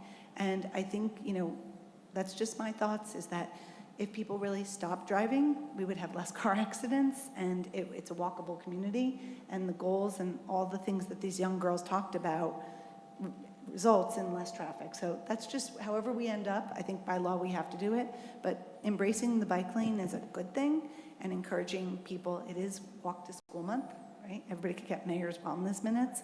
We did this a lot at Orchard, and I just think we should take it as an opportunity, I don't know if you guys agree with that, to promote more walking, because that's really what the goal was. I Good think thing we built those sidewalks on South Pleasant. Yeah. the only hiccup for Hawes is the entire east side of Yep. 17 goes there, and they can't walk from there. It's Right. too far. So, I mean, that's the only hiccup. Those are the people who are definitely going to be the drivers. But you do actually see a large community of people walk. Like, you see more people on Dorchester, Ellington, Newcomb. They're doing a lot of walking. I think Hawes does that very well, but But the it's old, the people the from old far Glen away. School that still can't. gets busing, yes? Yes, they do have some busing, Okay. yeah. So if the council is inclined to move forward with the parking restrictions, as Chris outlines in his memo, the chief and I can have a conversation with Dr. Schwartz about how we would move forward in coordinating with the school if it was necessary. Everybody good? Yes. No, Let's go. Thank Gentlemen, now, may I let them go? Sure. Good. Thank you so much, and thank you for answering all of our questions. You really helped us. Item one under Wait. budget and item one under policy, are there any questions for Chris? Or is everybody good? Item 1, where are you? Both bid? items one, No. C1 and D1. Jim? Laboratory services and encroachment agreement. Do we have any? I'm questions? good. Yep, same. All right. Good. And I'll- with I'll- that- I'll go over them formally, but I just want to make sure I didn't need to keep Chris. Great. We're going to take a 5-minute break, and we're going to keep it to 5 minutes. So, let's go. I've been trying to get to that 5-minute break for 45 minutes.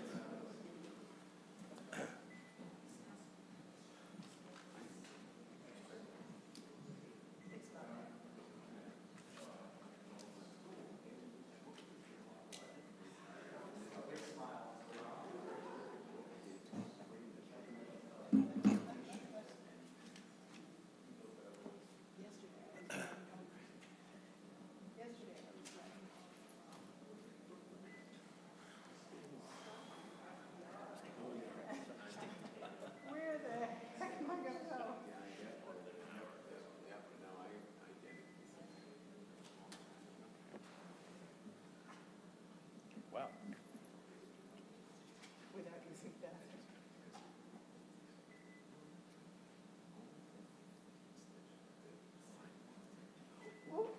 Should have taken advantage of that, yeah. Once you're on the diuretic, boy, things really get. Oh, I don't even know. I can't begin to appreciate that yet.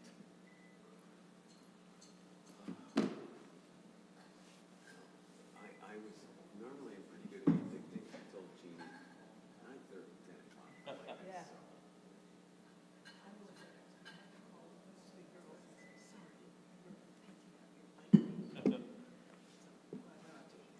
Well, I think with the chief's comments, I mean, both personal, professional, and being there, I feel good about that. Oh, it's not even close.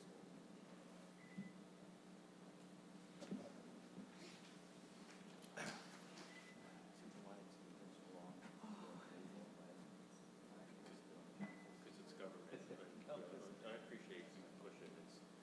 I spent 14 years in government, and I spent the last 11 years outside of government. I can never get used to the slogans, just the fact that nothing gets done, no. It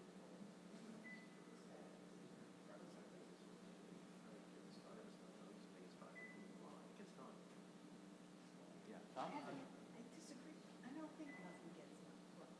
I don't think It's a more philosophical conversation than any one single thing. I love the brand new place that one way. I love the bump bounce. The bump bounce, I'm like, that's what I'm like, this is terrific. Well, that's what I said, low hanging fruit, let's do the easy ones first, and then we'll figure, we'll fight about the other stuff later.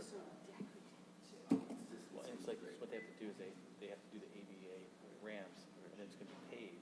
So that's why it would be more like, we're gonna do it together, so before it gets paved. Let me know when you want to bring up. We do like a Sunday or something, see what the weather's like on Sunday or the following Sunday. This Sunday, I'm not around, the following Sunday. All right, let's look at that, with the weather will hold that. Absolutely. It'll be quick, there's not that many. Yeah, and if we have a flyer that we can say, hey, Like I said, I've already talked to most of them. Yeah, but like you said, it's nice Yes. to, give it another touch. And I do disagree with you, Pam, nothing, government. Take care, Ray. Thanks, Ray. Thank you. It just does. You guys are all supposed to walk. Move around. Go get a snack. Pepperoni patty. Or they ate it.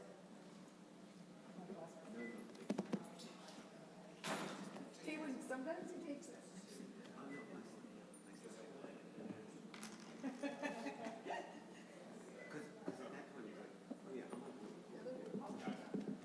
But I do appreciate all those conversations.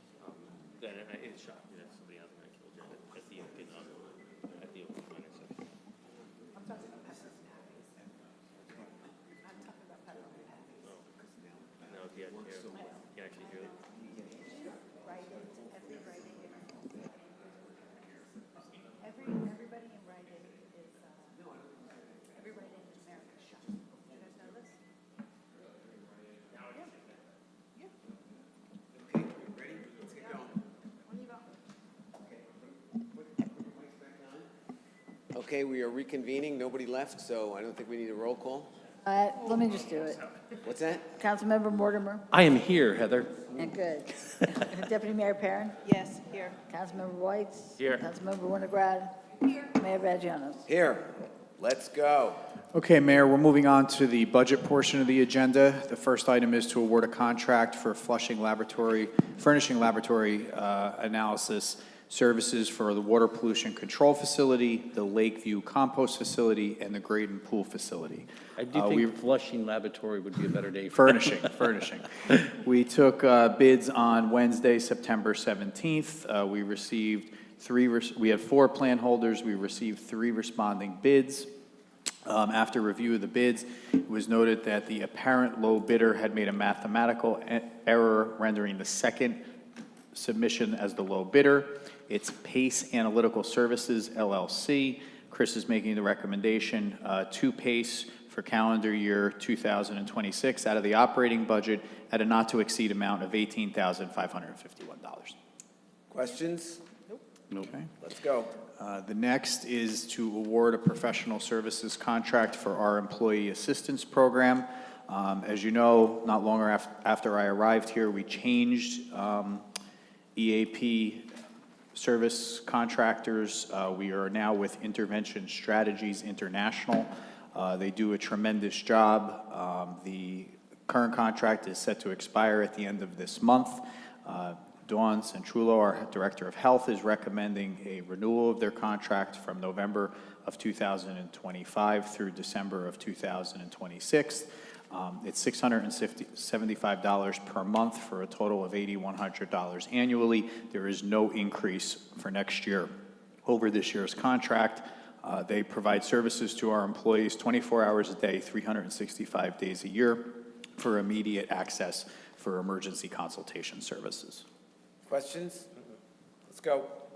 Next item is number 3. This is the renewal of a shared services agreement for TV inspection of our sanitary sewer systems. This is a shared services agreement with Northwest Bergen County Utilities Authority for TV inspection of our sanitary sewer lines. The cost of this service is 98 cents per foot with a minimum of $500 a day in 2026, which is 3 cents per foot more than it is in 2025. Chris and Heather are recommending that we renew this contract with Northwest Bergen. Everybody How good? often do we do this? It's on an as-needed basis. Oh.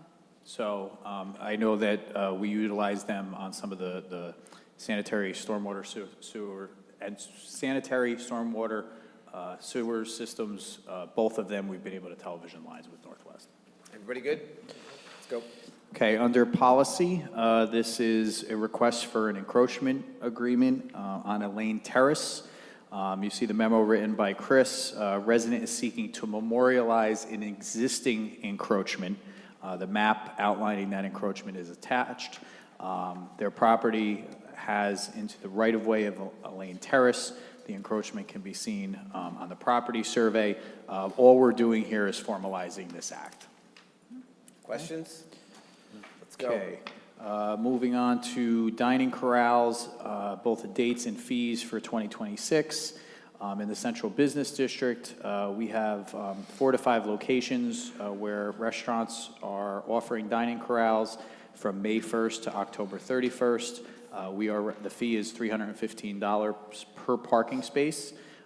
We've consulted with Bob Rooney, who handles the parking utility, and he's indicated that the fees and the time frame for the 2026 calendar should remain the same as they are for 2025. Everybody good? Let's go. Next item under operations is the annual best practices inventory. As I alluded to during the manager's report, you can look through and see where we were able to answer yes, no, or not applicable. Some of them require full commenting in the right-hand column of the document. So we are well within the best practices range for maintaining all of our aid. Any municipality that scores above 32 receives full 100% aid from the state, and we scored a 40 on this best practices inventory for this year. All right? Everybody good? Okay. Next is a memorandum from Chief Judge from the Ridgewood Fire Department requesting that we enter into the Passaic County Cooperative Purchasing System. The chief, both as the Deputy Director of OEM and for the Fire Department, has indicated that this is an option for purchasing goods and services that are needed for both departments. So he is making the recommendation that we join this co-op. We're a member of multiple other co-ops. We would just pass this resolution and be able to buy off the Passaic County Co-op as we do with all the others. Everybody good? Yep. Let's go. Next matter I'm going to recuse myself on. Pam? Yep. This has to do with, what, were you going to say? Sure. The introduction for it? Go Yeah. ahead. So this is a memorandum from Recreation Director Nancy Bigos regarding the replacement of the 9/11 memorial trees. There is a concern about the health of the existing trees on the pathway between Village Hall and the public library. We are looking to replace these trees this fall in light of the fact that next September will be the 25th anniversary of the 9/11 attacks. So we would like to get the new the trees that are in failing health out, replaced with the new trees. We are taking into account some of the work that the library is planning. They're looking to alter their footprint, so how we plant the trees will be done in conjunction with Lori at the library and her professional staff over there. And we are looking to plant them this fall so that next September we can have a rededication in light of the 25th anniversary. Keith, I do have one question, is that could open space funds be used to buy these trees? Certainly could. I mean, the memorandum that Nancy put together has it coming out of 2025 capital. But if there's a desire to move this purchase to open space, we can certainly take the funding from there rather than from the capital budget. Okay, thank you. And also, I spoke... Is that a consensus of the council to go in that direction? Yeah. Okay. Sure. Yeah, we can certainly do that. It certainly falls under the jurisdiction of what we can fund out of the Open Space Trust Fund. And the total amount is $12,700, and the low quote was from Downs Tree Service of Hawthorne. I spoke to Nancy Bigos about this, and what I didn't realize in the before is there are 12 trees, one for each of our residents who died in 9/11. Correct. And the trees have been ailing for years. They were beautiful cherry trees, but I think it's because they're grafted that they are susceptible to blight. And so the new trees, when I asked Nancy, how are the new trees going to survive any better? She said, well, they're going to be crab apples. Right. And that's what Declan recommended, rather than the cherries. And I was also concerned about, can you plant where the stumps of other trees are? But the contract with Downs would specify that they have to grind or remove the stumps. So that makes it better for the new trees. So I just wanted to let you know about that. Very good. So- Everybody in support? Yep. Okay. And we are going to take the money from open space. Okay, and then lastly, under operations, we have the declaration of surplus property from the Ridgewood Fire Department, 44 Scott Air Packs. These air packs have the lifespan of 15 years. We had applied for an AFG grant 2 years ago. We've been able to replace all of our older Scott Air Packs. The new packs were purchased and are now placed in service, so these 44 are now at end of life and have no value and that they can be disposed of. We just need council authorization to declare it as surplus and dispose of that property. Everybody good? Yep. And Mayor, that concludes my portion of the agenda. Let's go back to public comment.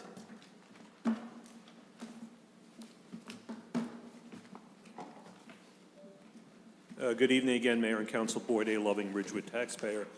With respect to the comments about the bike path and the parking situation, it concerns me, with all due respect to Sergeant Torino, that he said something about people would have to park on the opposite side of the street where there are no sidewalks and then walk across the street to the sidewalks. To me, that presents a safety issue of some sort, particularly if you have little children and you're trying to get them to cross the street. It's my understanding from speaking to Ms. No and Mr. No that sidewalks were constructed as far down as Delaware Avenue and a crosswalk has been placed at that point. My suggestion would be then if you have sidewalks on both sides of the street down to Delaware, that you not permit any parking on where there are no sidewalks, even, I guess would be south of Delaware, so people don't have to cross the street in that aspect to get to a sidewalk. They can only park on the side of the street where there are sidewalks on that side of the street. They cannot park where there are no sidewalks because you don't want people walking across the street, particularly people with young children. Again, to me, it presents a safety hazard. I understand that sidewalks can't be constructed any further down than Delaware because of an embankment that's there and retaining walls that would prevent that. So when you're drafting that ordinance, if you could just take a look at it and just make sure that things are being done safely so that people aren't crossing the street where they don't have to cross the street.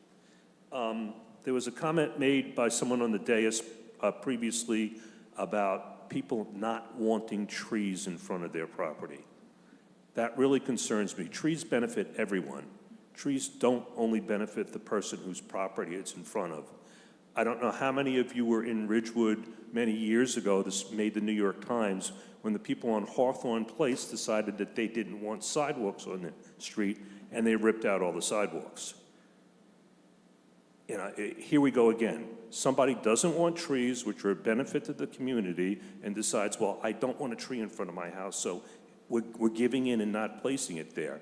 Now, I heard what was said, well, there's some concern about, well, if they don't take care of the tree, you know, the tree's gonna die, but still to have somebody be able to make a decision that they don't wanna do something that benefits the whole community, I don't want a tree in front of my house.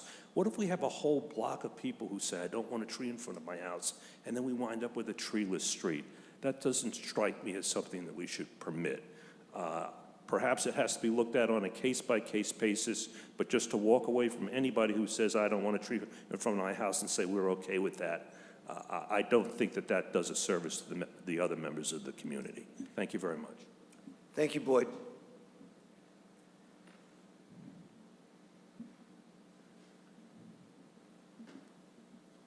Kathy No. I'm curious as to the DOT money that was accepted for, towards the paving of Pleasant. How much did we receive, and is it worth all the angst of parking and whatnot in the neighborhood?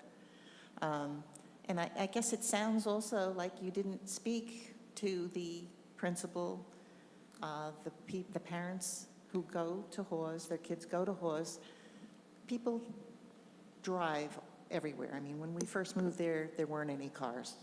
Now it's just constant, you know, which, like I said, they park in front of my house, everything has been fine. But there's more drivers, and after school, they want to get out really quick because the kids all have activities. But I would like to hear how much money was received, and for, just for public knowledge. And again, I think the neighbors who live along Pleasant should have been notified that they're not going to be allowed to park in front of their house. And, you know, courtesy and transparency that you always tell us. I think they are due that information beforehand, not after. Thank you, Kathy.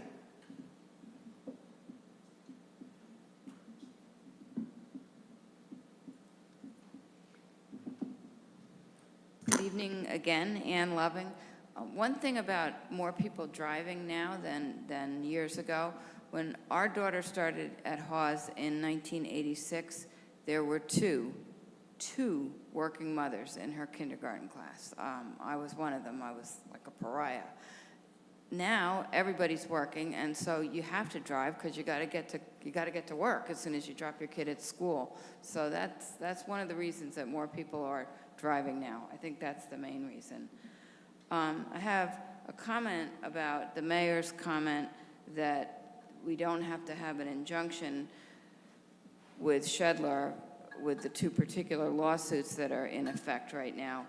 I don't understand why the village wouldn't want to do that in order to give the residents who are spending their money, I am not one of them, but spending their money, just provide relief for them until this gets settled. I don't know why you would just say, well, we don't have to do it, so we're not doing it.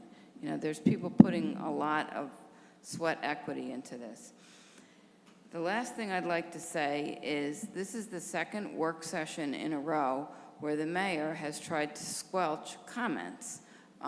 Previously, there was quite actually rudeness towards Councilman Mortimer when he was asking questions about the finances for the proposed special improvement district, and you literally cut him off. And Mr. Mortimer said, but it's a work session. I have questions I want to ask. And you said, well, we've done 2 years of this, and, you know, we're all set. We don't need 11th hour questions. Now, tonight, yeah, I know it's late, but they were putting up all these different slides. And basically, Mr. Mayor, you said, all right, let's just move on. We don't have to look at all these.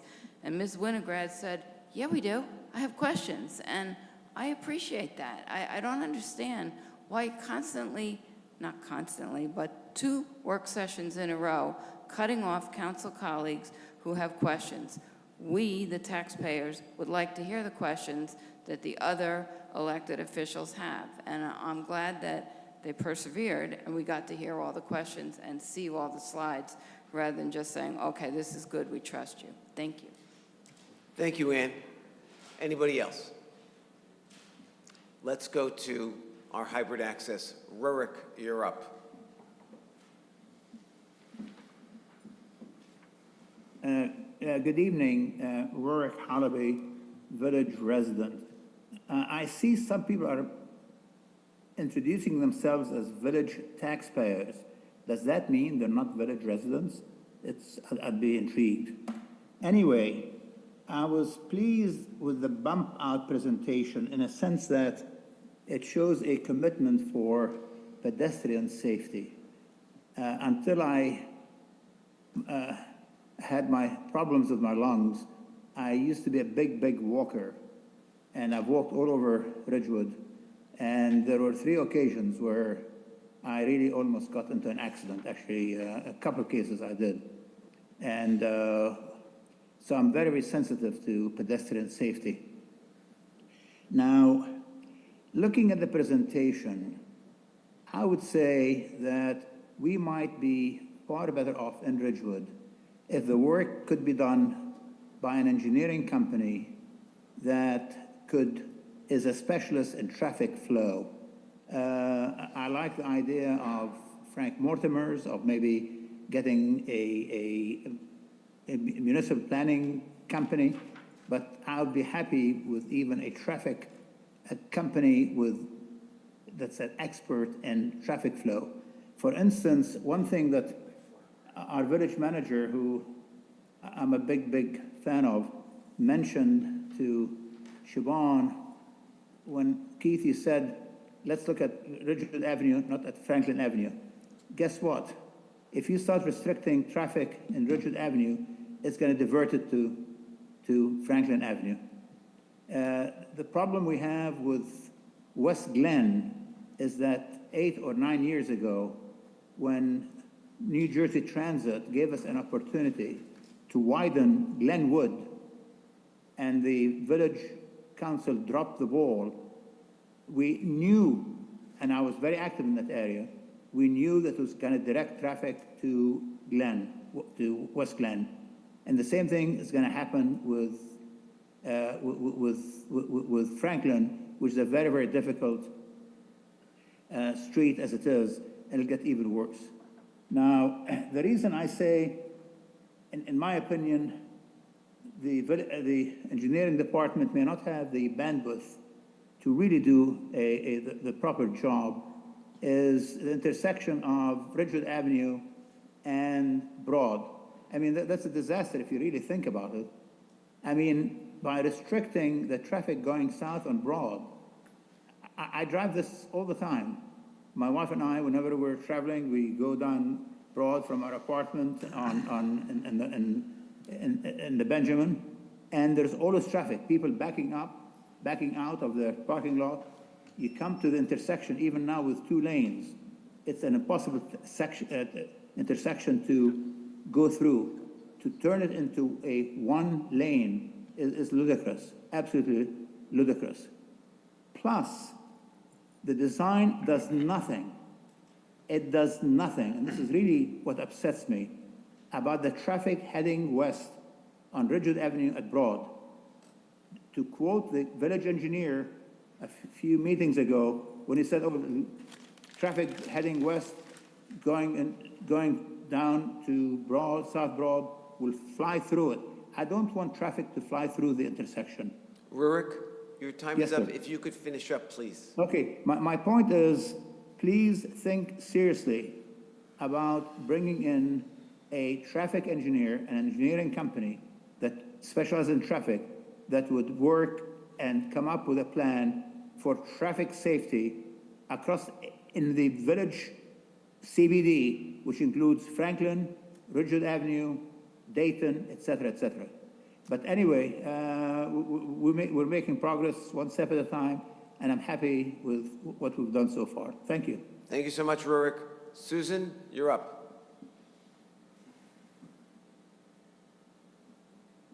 Hi, Susan Ruan. What is it? I'm a Ridgewood resident. Live right beside the footbridge. Yay.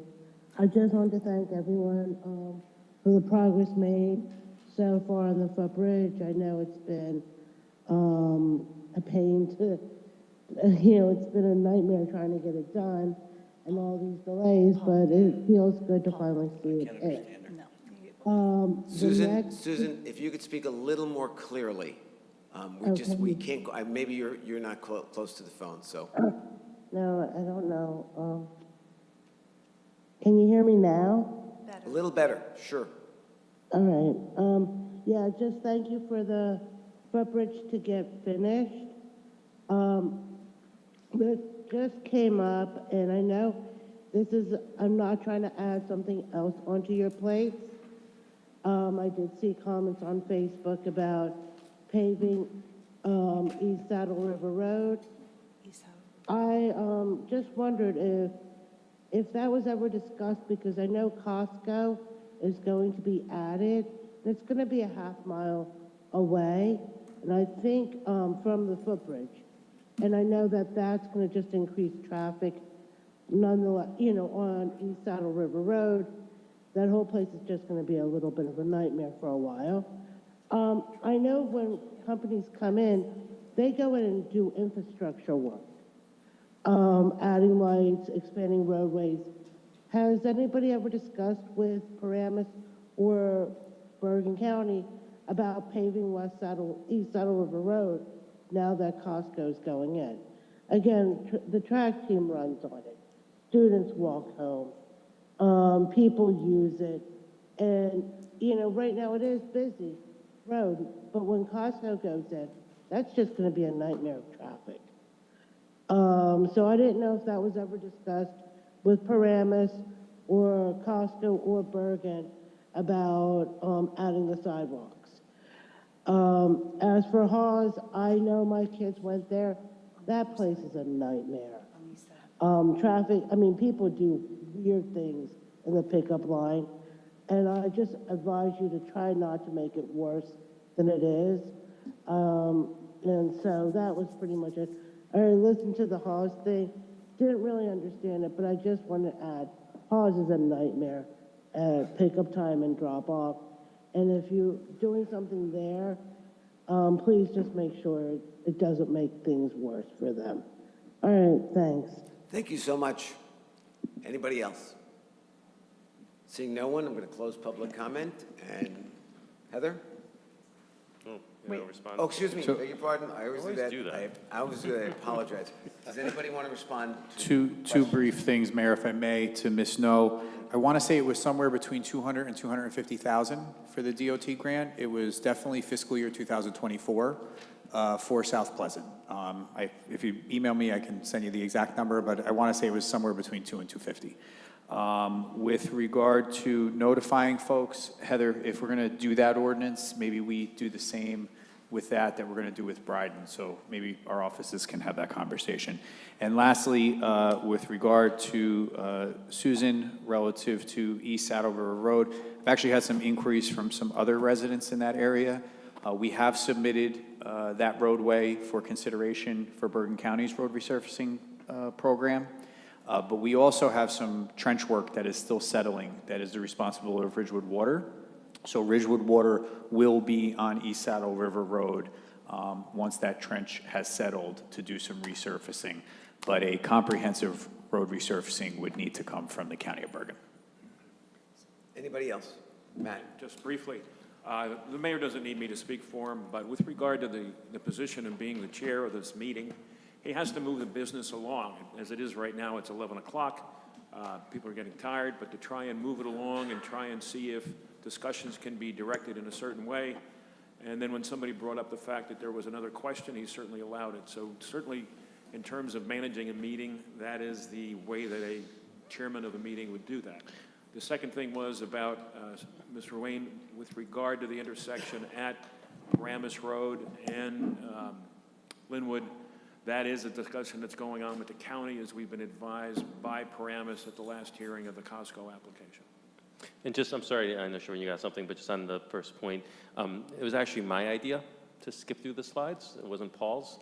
I brought up the point that since they were conceptual and not fully detailed, that perhaps we wait for them to come back. My recollection, and I'm sure the video will show hopefully the same, Paul, I think you agreed with me, but as soon as it was clear that both Siobhan and Frank wanted to press on and go slide by slide, it was a pretty quick, swivel to go slide by slide, which is what we did. So I think, Matt, you're right. Paul has the ability to move things along, especially as it is now 11 o'clock and we still have not done our closed session. But tonight, I was the one being impatient, not Paul. Anybody else? Yeah, I have two things. So with respect to the bike lane, the young ladies did connect with the schools and the Board of Ed because they were students. So when we would meet with them, they were also meeting, with all interested parties. So, they're teenagers and maybe could have been done better, but a lot of the legwork, why we work with the AP students, is for them to take the idea and work through it. So that's with respect to the bike lane. With respect to Shade Tree, this is something we've really struggled with and we've taken a vote on it, and this year we moved to, if you request a tree, if you request 2 trees, we'll give you them, because we'd rather that, while we still have a deficit of several thousand trees, the Shade Tree Commission's made the determinative decision that we're not going to argue with homeowners who don't want them. There's a lot of work in planting a tree, so this is really important we don't want to battle with the homeowner because, like I said, we have a huge deficit, and so the commission feels it's best to do it that way. There is an absolutely valid point. At some point, we will run back to those homes and we'll have a decision to make. But for now, we feel that it's best to place them. We've made a decision, and our favorite kind of tree now is the one that's requested. The year before, the street that Pam grew up on, we went on a tour. We were selling free trees big time, and the rate of rejections on that street in a floodplain was 50%. And those trees had been expressly ordered for markouts. So I just want to be clear, we're making a financial, logistical decision because it takes labor and time to do the markouts. And if we take the tree out there and it's wrong, that tree's not just transferable. So I know it's not the best answer, but we're not going to argue with every homeowner.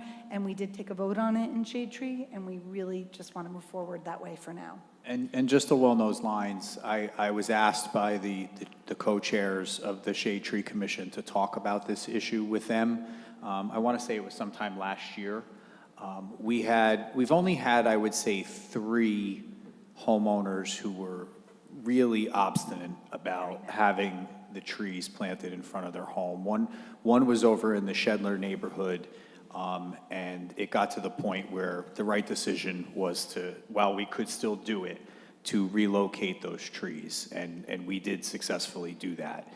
The direction that I shared with the co-chairs of the Shade Tree Commission was to try to prioritize those residents who are requesting the trees. It's a much easier process. Their welcoming of the tree is important, especially to its care, and the fact that they're going to be equally committed, as is the village, to try to have the tree take and live a long, healthy life. But I just want to qualify that there's only probably been 3 people that have really opposed the planting of a tree in front of their home, at least during my tenure here. Well, 3 people who, once the tree was in, but we did proactively send the letters, because when I first got there, we didn't have any analytics, so the street that Pam grew up on was the worst one. They were at rates of over 50%, and we applied, I think it was not last year, but the year before, 65 trees over into the Shedler neighborhood, and I think the rates of rejection were close to 40% as well on paper, meaning we sent a letter, a tree is coming your way, and then we had 3 adversarial situations, which were terrible. But that's it. And on the bright side, since 2020, the village has planted 1,196 trees.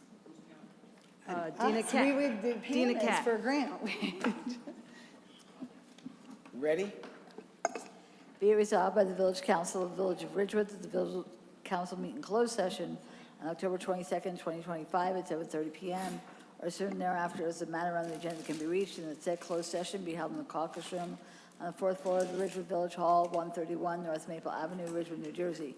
Be it further resolved that the matters to be discussed in closed session are limited to personnel matters to include appointment of village professionals. These matters are allowable under NJS 810:4-12 at second. Be it further resolved that the minutes of this meeting shall be made available to the general public when such matters have been deemed completed by resolution of the village council. May I have a motion? So moved. Second. All in favor? Aye. Anyone opposed? Completely forgot that we have closed session.